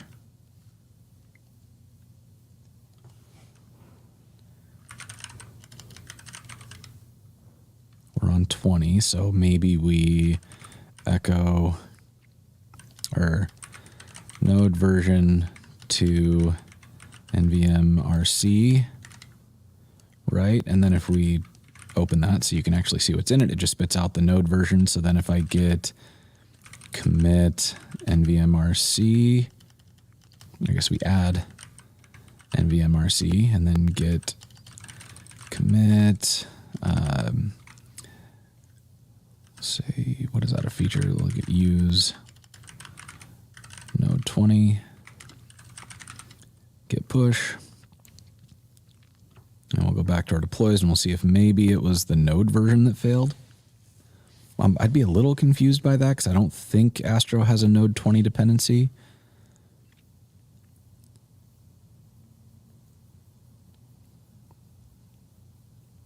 Unsupported engine. Current, hey, I said use node 18, you punk.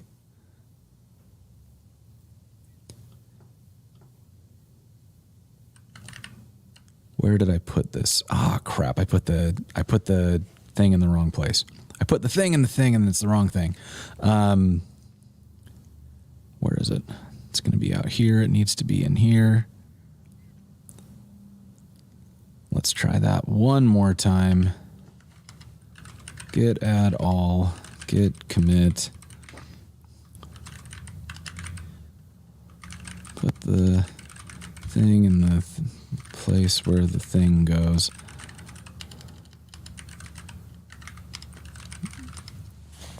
And then we'll try this one more time, see if we can get it to work. And if I spend too much longer on this, I'm just gonna, wait, that worked?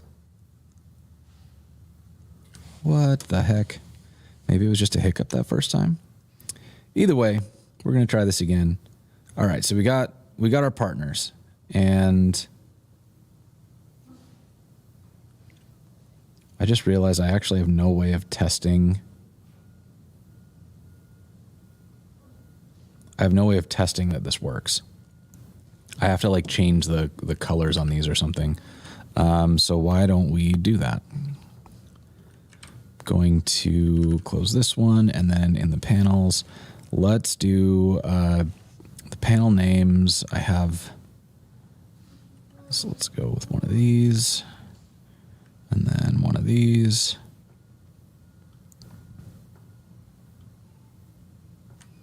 Copy all of those, head on down here.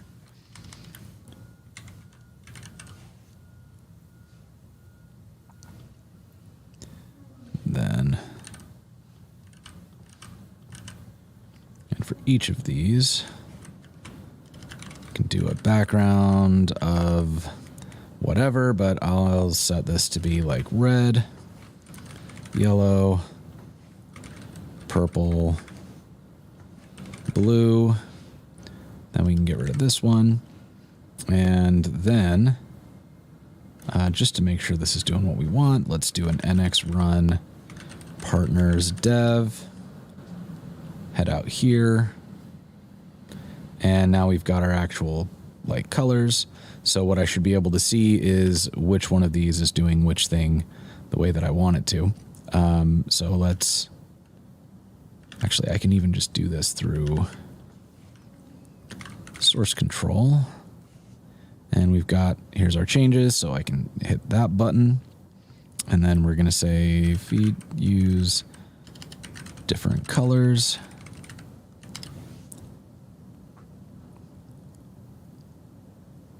Save all and commit changes. That's what no, that's not going to work. Dang it.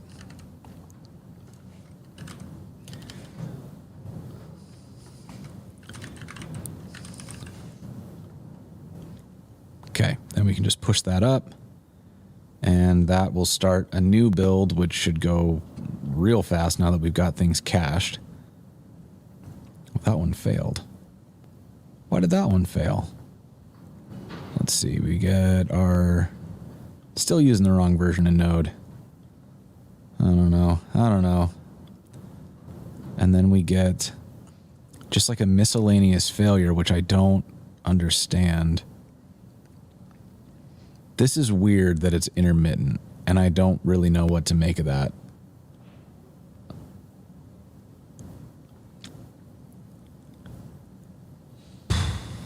So what's, like, nothing is different is the problem. Please upgrade Node to a supported version. can I just tell it to use a different version of Node? Build settings, functions region, configure. Let's use 20. Can't use 20.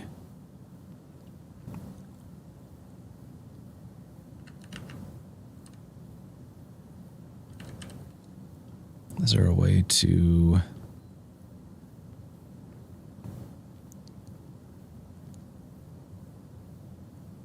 Node version environment variable.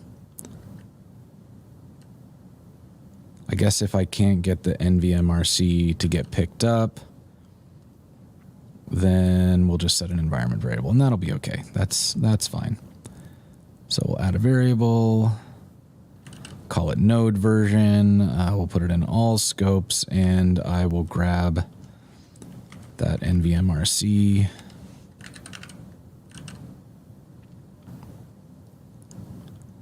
Let's try this just one more time. Clear cache and deploy site. Now it should pick up node 20. That also means I can delete this NVMRC.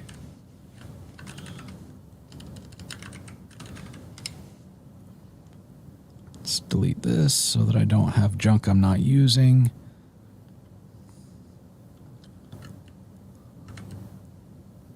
And let's see, did you pull the right version? Still using the wrong dang version. What am I doing wrong?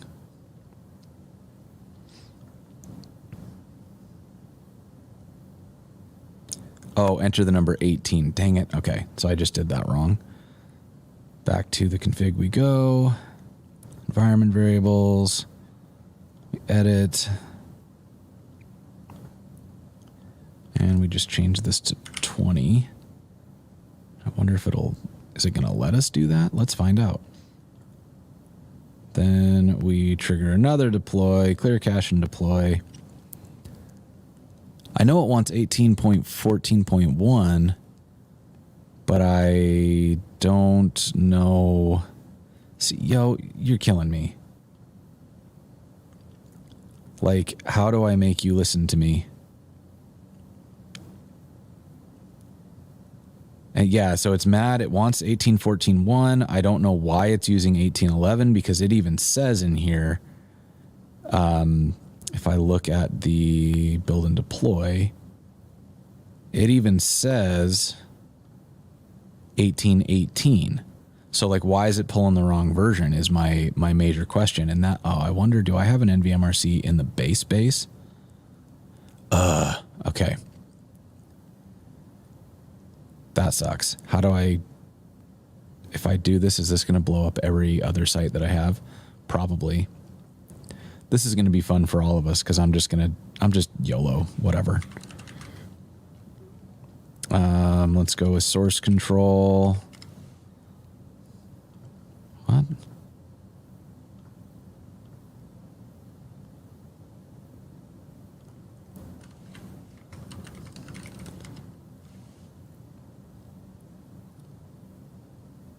Okay, something has now broken there. That's fun.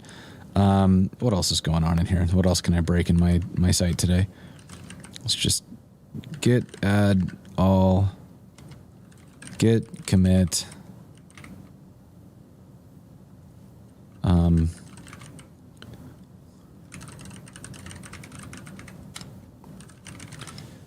We'll just see what happens. So here we go back. We're doing the thing, and now there's no NVMRC. There is a node version environment variable.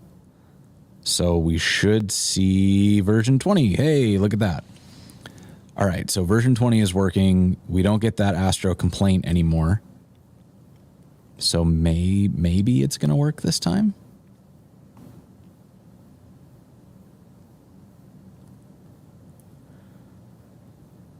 Do the thing, do the thing, do the thing. There we go. Yeah, built so fast that it didn't even have a chance to update the UI.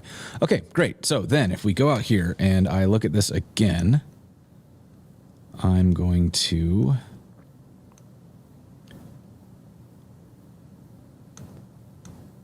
Okay, I've got the site. All right. So I don't know if anybody's going to be able to see this. Let's go with my thing as big as I can over here.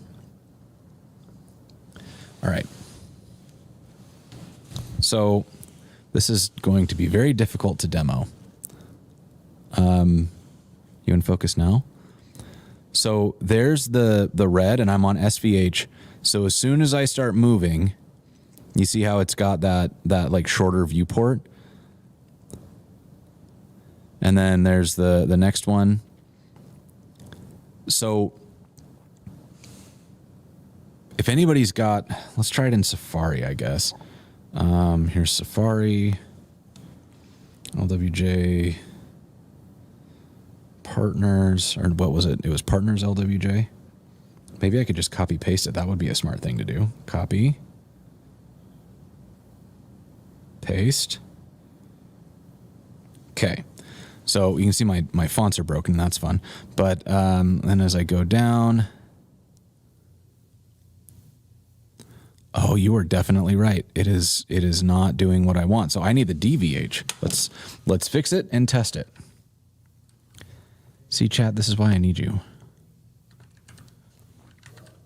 Let's find every instance of SVH. No, I just want the SVH. And we're going to call those DVH instead. Then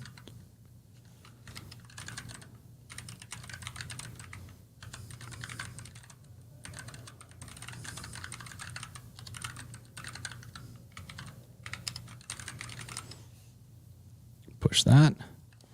And now that we've figured out how to get my site to deploy properly, what we should see is that this goofiness here, where the wrong color is showing at the bottom, because that's how much UI there is. Did you see what happened?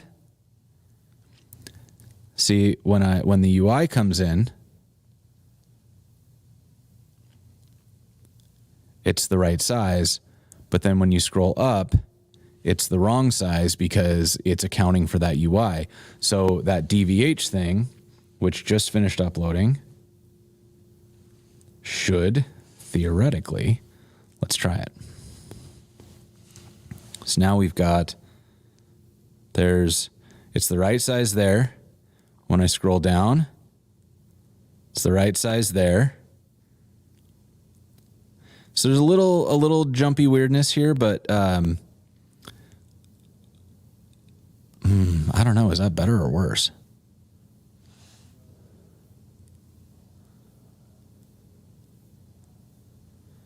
It's kind of fine as you go down the website, right? Like, whatever. There's maybe a way to make that suck less, but I don't know what it would be. I don't really want, like, partially complete sections. I don't want sections to be covered, so I don't know.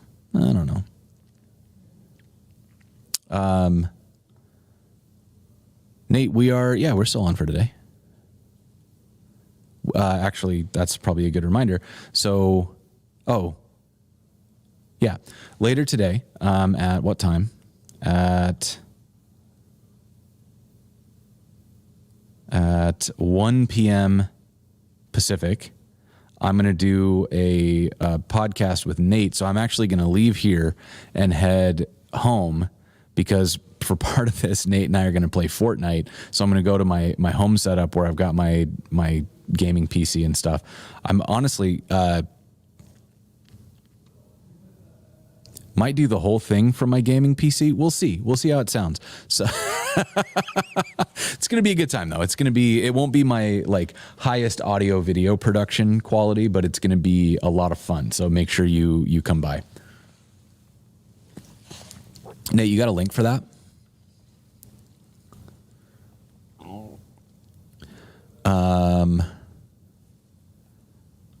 All right. So let me get this back on screen.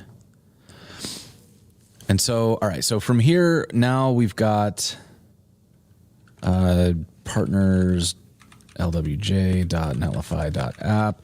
If you want to go try this out. Now, remember, the fonts are broken because I'm using local fonts right now. And And yes, we're going to twitch.tv/Nate Codes is where we're going to go later. That's at 1 p.m. Pacific, so in 2 hours. So go give him a follow there. And we'll see you at 1 p.m. But in the meantime, let's see how much further we can get in like 45 minutes here. So, like, I'm pretty happy with the scroll snapping and stuff that I feel pretty good about.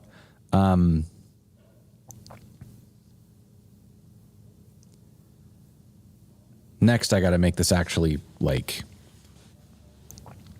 work, but it's, you know, we're doing okay. And I can tighten this up. I might even change it to be like, this is one container. And then the next scroll will take you down to here. Cause this feels a little bit weird to like have this double scroll. I don't know. Well, once we get the final, like more final content in, I can start playing with that and seeing what feels right. 4, 3, 2, 1. It's funny. I think there were technical reasons about like not conflicting with other things that run on port 3000, which I understand. It was painful for the initial transition because a lot of stuff broke. It was like it was a quick edit to fix, but it did throw me off. And I do have I have my current site, learnwithjason.dev. I can't actually migrate to Astro 3, not easily at least, because of the components thing they did, where like they used to let you specify the JSX like flavor so that you could combine Solid or React or whatever into like different components. And you could just kind of set up the new compilers. And there were a lot of technical issues with that. So it was done for good reason. But you now have to specify like a folder for components. And I just, like, for me to refactor that is not happening. Like, it's just not working. So I have pain ahead of me. I'm currently stuck on Astro 2 until I get a chance to like refactor all the components on my site.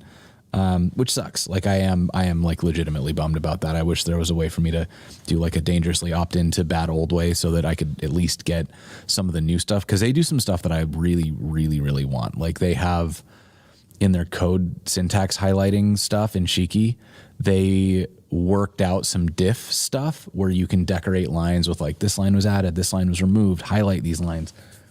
I've been doing this manually through a Markdown plugin.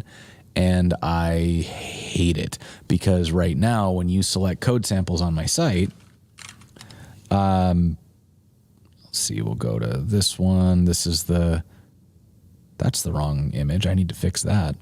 Anyways, so right now when you go down here and you find, where's a diff? Here. If you copy these lines and then you go into your code editor and you paste them. Oh, good, I fixed it. It used to be that you would actually copy this plus. So apparently I or whoever maintains the Markdown plugin has fixed that. So that's great news. But also you can't do things like I lose my syntax highlighting because the type is diff. Which is, you know, it's not the end of the world. But the new, like Astro 3 has solved this. I can get syntax highlighting and I can add a diff and I can highlight lines to show like, this is the part you care about, right? Like, and that, to me, that's so important because I really don't like it when you're reading a code tutorial and they show you a snippet of code with like no anchoring to the rest of the code you've written. So you're not sure Like, does it matter where this goes in the code? Is it dependent on something above or below it? Like, where is this in your file in relation to everything else that we've written? But I also don't like having to put the entire file in every single code snippet to provide that context. So being able to add like line numbers or a few lines at the top and bottom, and then you kind of highlight the section that you've added and say, you know, like, you know, this is where it should go in the file. Something to give me a sense of what has changed and like where it fits in the context of everything else is really good. Astro 3 has that built in. It's really nice. You do it through decorators on your code blocks. And I want it, but I can't upgrade because it breaks all my shit. So that's a project for another day. Probably not what I'm going to do on stream, because it's just going to be me like head on the desk just swearing the whole time. But it'll be nice once it's done. It's a migration that I am excited to do. I am excited to have done it. I am not excited to do the actual migration. Weekend stream 24 hours. Yes, exactly. Yeah, I mean, I don't know. The move to like have a custom port for everything is, I do think it's good to not use the same port for every library, because it's challenging if you like start up Express and your Express is on 3000 and then you want to use that as a microservice to power your UI, and then the UI starts up on 3000 and now you're in there like adding custom port flags or environment variables, and then that makes it challenging for the team. So I see the benefit. I do understand why it's being done. It's just it was a little hiccup. Had to retrain, as you say, like had the muscle memory does 3000 half the time. Yeah, same. So I've built different habits as a result. Marek, nice to see you. Thanks for coming through.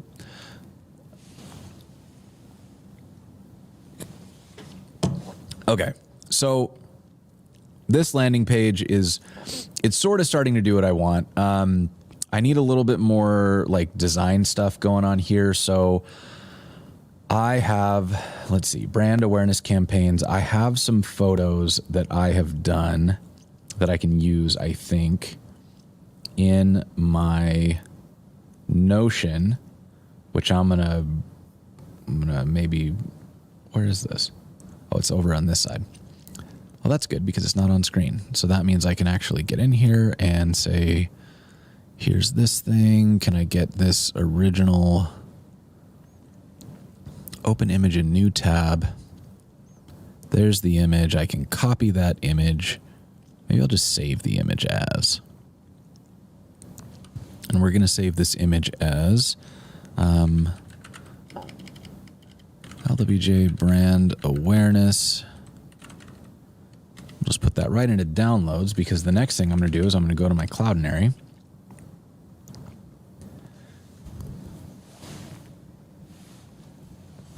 And once I get in here, I can head into, let's go into Learn with JSON, and then we'll create a new folder. Oops. Called Partners. And in the Partners folder, which is here, I'm going to drop in this brand awareness. Okay, so this is my image, which I'm going to, I just want to copy the link. So that's the link, and then when I come back out to here, I can go to brand awareness, and we're going to, instead of setting up this, I'm going to probably do an overlay. How do I want to do that? So let's start with a linear gradient, and we'll go to right. We'll set it up to be the black alpha 50, and then we'll finish with transparent, I guess. And because of that, I'm going to say in OKLCH to make sure that we get good like interpolation on that. And then I'm going to set it to be the image. which is this one here.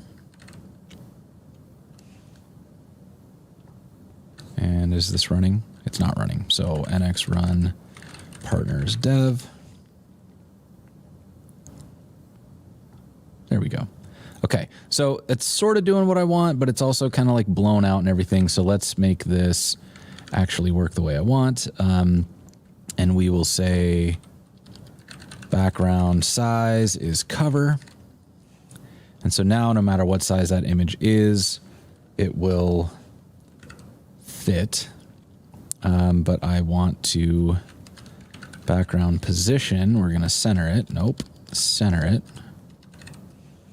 So now it's centered, and no matter what size we make it, it will do what we want it to do, and it stays centered like that. And then we've got this gradient off to the left, making this, giving us some like cover for this to actually work. And I think maybe what I actually want to do is do a color mix of, we'll do in OKLCH. We'll go with our black. And I want this black to be probably 20%. And then, so that way we're dimming the whole thing. And then I probably actually want like darker on the left even. So let's go here, and instead of doing our 50, we'll do like 80. So then we get kind of a, like, it's an overlay. We'll be able to put some text and stuff here. And then, in fact, I wonder if I can, oh yeah, this is what I'm going to do. I'm going to take you, I'm going to put this up here. And I'm actually going to put these up here as well.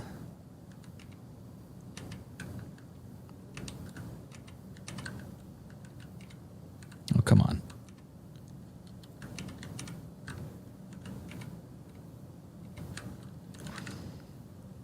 Okay, so then each of these should be all showing the same thing now. So there it is. Okay. So then what I can do, I think, is I can set these to be, we'll have like a image, and that image will default to something else. What should it be? Let's make it something funny. French Bulldog.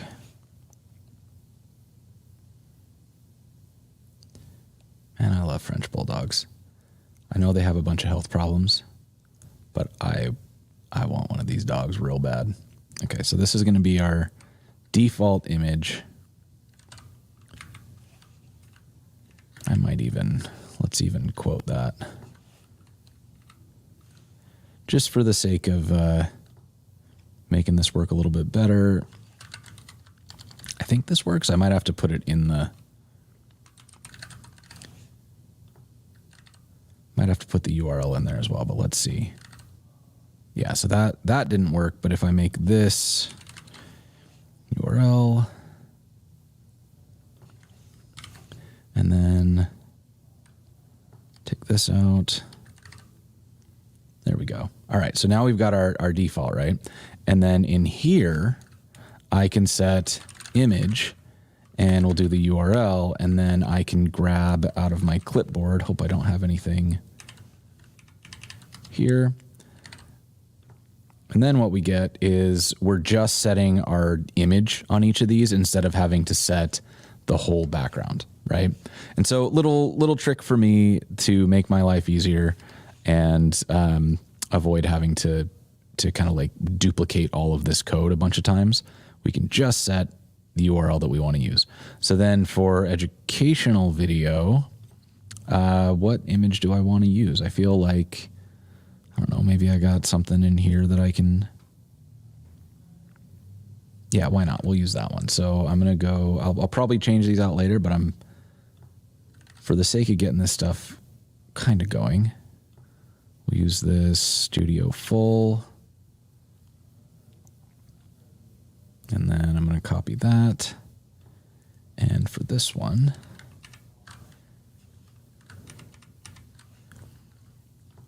drop this right in here. And then I am gonna optimize these, but oh wait, I did the wrong thing.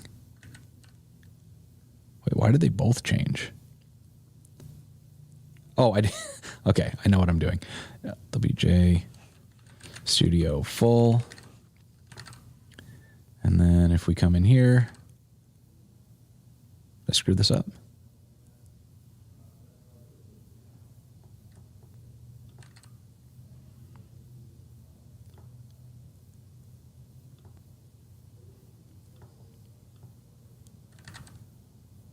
Where's my copy link? Oh, because I had the version in there is why that didn't work. I'm copying the wrong freaking image is why that's not working. Jesus. All right. There. Now, let me come out here, right? And so we've got these kind of full setups that snap where we want them to snap. And then as we add more images in, those will do what we want it to do. Okay, cool. I'm happy. That's looking the way I want it to. Feeling good about that.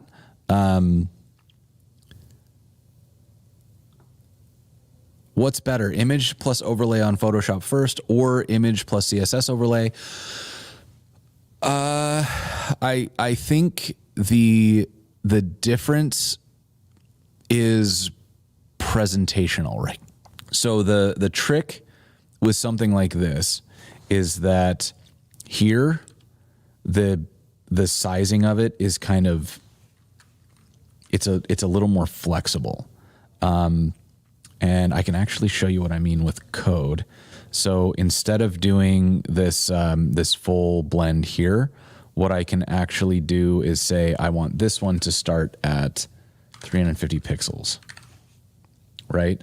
And so then depending on how much of the image is visible, more or less of it is under this gradient. And so if I was showing like a very specific size of text, then having the 350 pixels, but being able to kind of blow this image out in whatever direction, that to me is that's a good thing. Like it's a flexible thing with the CSS. But if it's going to be exactly the same gradient every single time, then you can reduce the amount of work by just creating an optimized image that's already got the gradient built into it. And it also depends, like, are you going to reuse this anywhere else? Like, who knows? But yeah, I think that's the whole thing that I try to think about is like, what's the goal of what I'm trying to do, and like, how flexible do I need this to be? And in the grand scheme of things, like a CSS gradient is not a super expensive operation unless you're doing like thousands of them. So probably it doesn't matter at all in the grand scheme of things. Am I using ChatGPT to help me? I am not using ChatGPT. I am also not a master. I've been doing this for like 20 years. And so a lot of what I'm doing is stuff that I've done a bunch of times before, but anybody who's watched the show knows that I also, like, I spend a lot of time in the docs. I spend a lot of time looking at other people's code. I've got, let's see, here's an example that I've been borrowing things from. Here's the docs on whether or not things are supported in browsers. Here's the MDN docs that we've used. Here's some docs off dev.to. Here's the docs on something I was doing with deployment. So by no means do I have all this stuff memorized. I have just learned. I'm good at Googling. ChatGPT can be good for this as well if it's been trained on the docs that you're using. But I think sometimes there's a misconception that being really good at something means that you've memorized all of it. And I would argue that what makes somebody senior and beyond is not that they've memorized everything, but that they've learned what questions to ask and where to ask them. So a lot of times it's less about having every single thing memorized and more about knowing the jargon so you know which words to use, knowing the context of, like, if I'm trying to get something on screen to do this, is that an HTML problem? Is that a CSS problem? Is that a JavaScript problem? Is that an image problem? And knowing where to even start looking. And saying, like, okay, this is an HTML problem. I'm going over there, and I can go look at the HTML docs or Google, HTML make thing, do thing. Those types of skills are, I think, what really make seniors senior. because we're all just copy pasting this stuff out of docs, out of friends' examples. The difference is that I know what words to use to find exactly the thing that I'm looking for, where somebody who's new to the industry is like, I don't even know what this is called. How do I Google it? Right? That's a big part of the challenge when we're brand new to something. You don't know the language that's being spoken by the people who are doing the thing. So yeah. Anyways, kind of a little side quest there. But okay, so let's see if we can make this text look nice. And the way I want, whoa, what was that? I don't know what button I just pushed, but it like navigated for me. I'm hitting space. Holy shit, y'all. Okay, this is cool. Hitting the space bar. Maybe, where am I? Hitting the space bar navigates to the next snappable section. I did not know that was a thing, and I love that. That is great. Okay. Anyways, let's make these look nice. Like let's actually play with this a little bit and see if we can get something that I would be comfortable sending out to potential partners. And actually, you know what? Yummy, you gave me an idea just now. So instead of doing it like this, what I'm going to do is I'm going to, yeah, okay. I'm going to make a little like border thing. And so we're just going to set this to be full transparent. And it happens exactly here, right? So check this out. So now, whoops. Now, no matter what's going on, we've always got this section here that's going to say what's happening. And then I'll be able to like float other things over the top. Like I think what I'm going to do here, in fact, maybe I do want to bring this back and we'll still dim it down, because then I can put like portfolio stuff in here. So we'll have some text. Yes, this is what we're doing. And if I'm doing it like that, I might not actually need the linear gradient at that point. I might actually just be able to take this as the first background.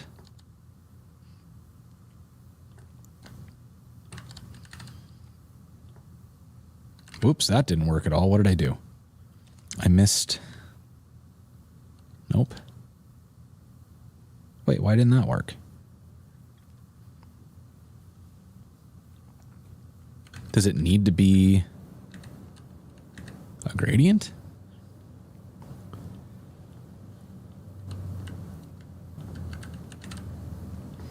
Okay, so now it's just like slightly dimmed, and we might need to bump that up just a little bit. Or we can even animate it or something. Like we'll play with it a little bit. So then what I need to do is each of these has a section in it like this. And so what I'm going to do is I'm going to say, we'll call this like the panel info, and do something like this and say like, I'm not going to try to do copywriting here. So I'm actually going to, let me see if I already did copywriting and if I can just pull something. No, I didn't. Okay. So I'm going to grab some copy. This is maybe more than I need, but it'll give us a good test of how well that's going to fit. So that's pretty big. And then we've got our panel info, and then I'm going to duplicate this and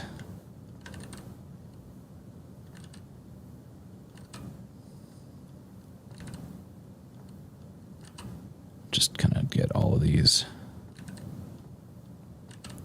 Okay. So now each of those has a panel info section. And when I come down to my panels, then we can say inside here, let's go to our panel info. And I want these to be, let's say, background is going to be somewhere in here I have the color that I want. We'll make it probably like 80. Right, so there's that. Then we can set the color is going to be, we'll start with white. We'll probably clean that up later. I want these, instead of being set up like they are right now, I think what I'm actually going to do is have these run as display grid. And we'll go with a grid template. And the way that I want that to run is we're going to say info. And then we're going to have demo or portfolio, probably do 2.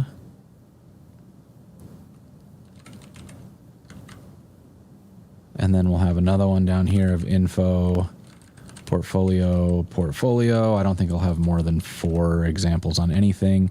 And then we can do this little guy and say 350 pixels, 1 FR. Is that going to work on the first try? Let's find out. This is going to be grid area is going to be info. Oh my goodness. Sometimes I just think I'm a genius. So then in here, we need our panels to not have padding. So we're going to turn that off. And instead, the padding is going to live in our info. So we're going to set the padding up to be like 2 rem. That feels okay. Maybe we want this to be a little bit wider. So we'll go with like, I'm going to go with a min of 100. So it can only be up to 100% wide. But if we've got the space for it, let's actually make this 450. That feels good. Like, that feels pretty clean, right? Like, I'm okay with that. So then we've got our basic setup here, and then we'll put some portfolio pieces, right? I feel okay about that. So then if we want to make this, yeah, and then as this shrinks, this just grows. And then when we get to a certain size, it stays at 100% wide. I can't make that any smaller, but that will just kind of like crunch up like a normal thing, and you get a hint of what's going on behind it. But it's okay. It's a mobile browser. You're not expecting to see like a ton of info. And that's what I'm after. Ooh, can I do... Yo, check this out. Can I do... it's like... You can bump these over. So it's center plus 10 center, I think. Look at that. Look at that. So you can like bump it over to be part of the thing. So instead of the 10 VW, why don't we do 225 pics? Because that'll match our thingy. And then as we like scroll out or whatever, so then the centered part stays where we want it to stay. Oh, that made me feel like a genius.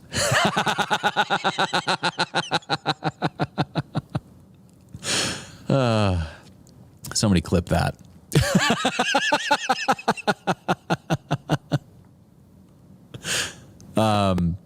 Okay.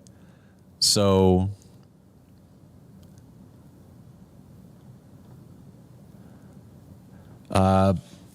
pressing the spacebar usually scrolls down by about 1 screen, and because of the scroll snap, it lands perfectly. That's like, what a great reason to use this versus a JavaScript scroll snapping, because it just kind of leans on what the browser does by default. Like if space navigates you down a page, and then this is actually a great question.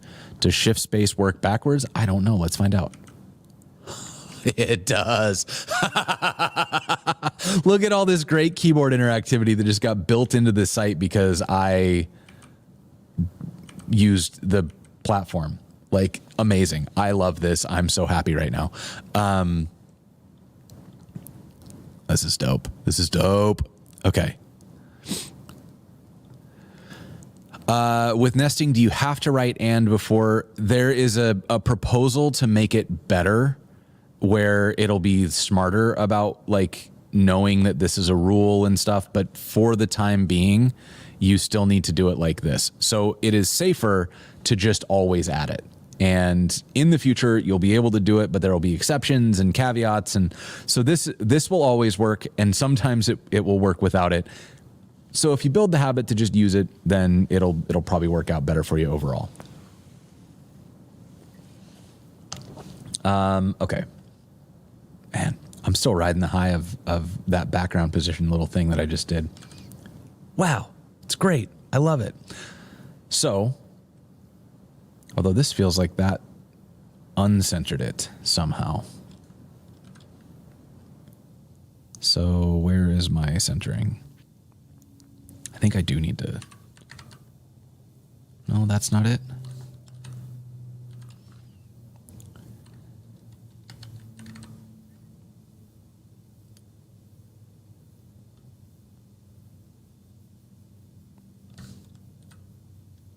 That feels like it went back to the top, right? So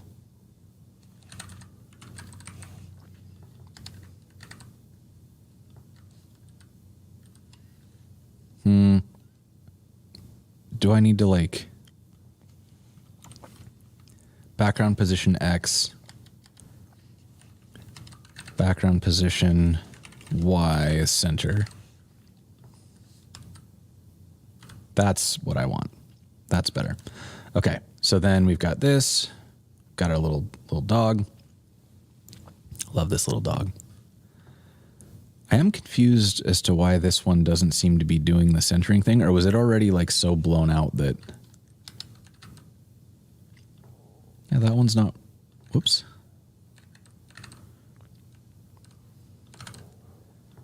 That one isn't doing it, and I'm not sure why. But I don't really care. I know why, because it's a portrait image. So it's, when it's doing cover, it's actually covering the full width. So it can't shift left and right, without like tiling weird. So these ones are landscape. So they've got wiggle room left and right. That makes sense. Okay. I understand. And then as we go broader, these ones are probably, I would guess this is pretty close to its full width. And so you can see that it's pulling more of this out. So that makes sense. I understand. Good. Good. And then let's see. So now that we got that part, I want to make this look a little bit nicer. So I can do things like, let's put the panel info. We can do like an H1 in here, and we'll go with font family is going to be Mallory Ultra. That's not it, is it? Mallory Ultra? No, is it Mallory Ultra? Dang it, I can never figure this out. I got it up here, didn't I? Section Hero H1. Font fan. Oh, it's capitalized. Okay, so then down here, and it's also an H2 that I'm doing this to. That was it. Okay. So then we can play with this a little bit. Let's go with like a line height of 1.1. Let's go with a text transform of uppercase. Let's go font size of, see, we want this to be big, but not like absurdly big. So let's go like 3.5 rem. That's absurdly big. Let's go 3. I can dig that. Is that going to make everything fit? Like educational won't fit. Let's go 2.5. Okay, let's try a line height of 1. Feeling it. I'm feeling it. Live events, community fun. Okay, these are feeling good. I'm happy about this. Then what happens next? Yeah, I also was not expecting shift space. A container for that will be nice. So the way I am going to probably need container queries here, because I'm going to need to, like, I've got this section, and then I need my portfolio here of like the actual stuff I'm making. And at this width, like here, I want the pieces to sit kind of out here, right? And I think that's going to look really good. Here, this will look very crunched and weird. So I'm probably going to want a container query to like pull these down into here. Probably, which I think I can do with my grid setup, maybe. Probably. And then we'll just have like this and the info, and it'll be a little bit taller to accommodate for that. So you'll be able to scroll more. And I'm actually gonna have to figure out how to make that work because I don't want that to break the scroll positioning. So I'll have to play with that a bit to figure out how that's gonna work. Or maybe I need to do something like a carousel. Or maybe even better, maybe I just show one piece with a link to see the playlist of those pieces, because I have those playlists on YouTube to see work that I've done. And so maybe I can just do that. Like I'll pick one and say, this is the sort of thing. And then if you want to see more, click through to here. And then the other thing that I need is I do need a way to like get started. So I should probably put a little button in here.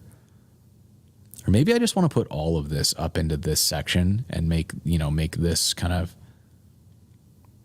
because then I don't have this sort of blank section. It would sit up with this. And now that I'm not doing the collapsing scroll here, that feels like it works in a way that it wouldn't have if I'd had the shrinking header. Yeah. Okay.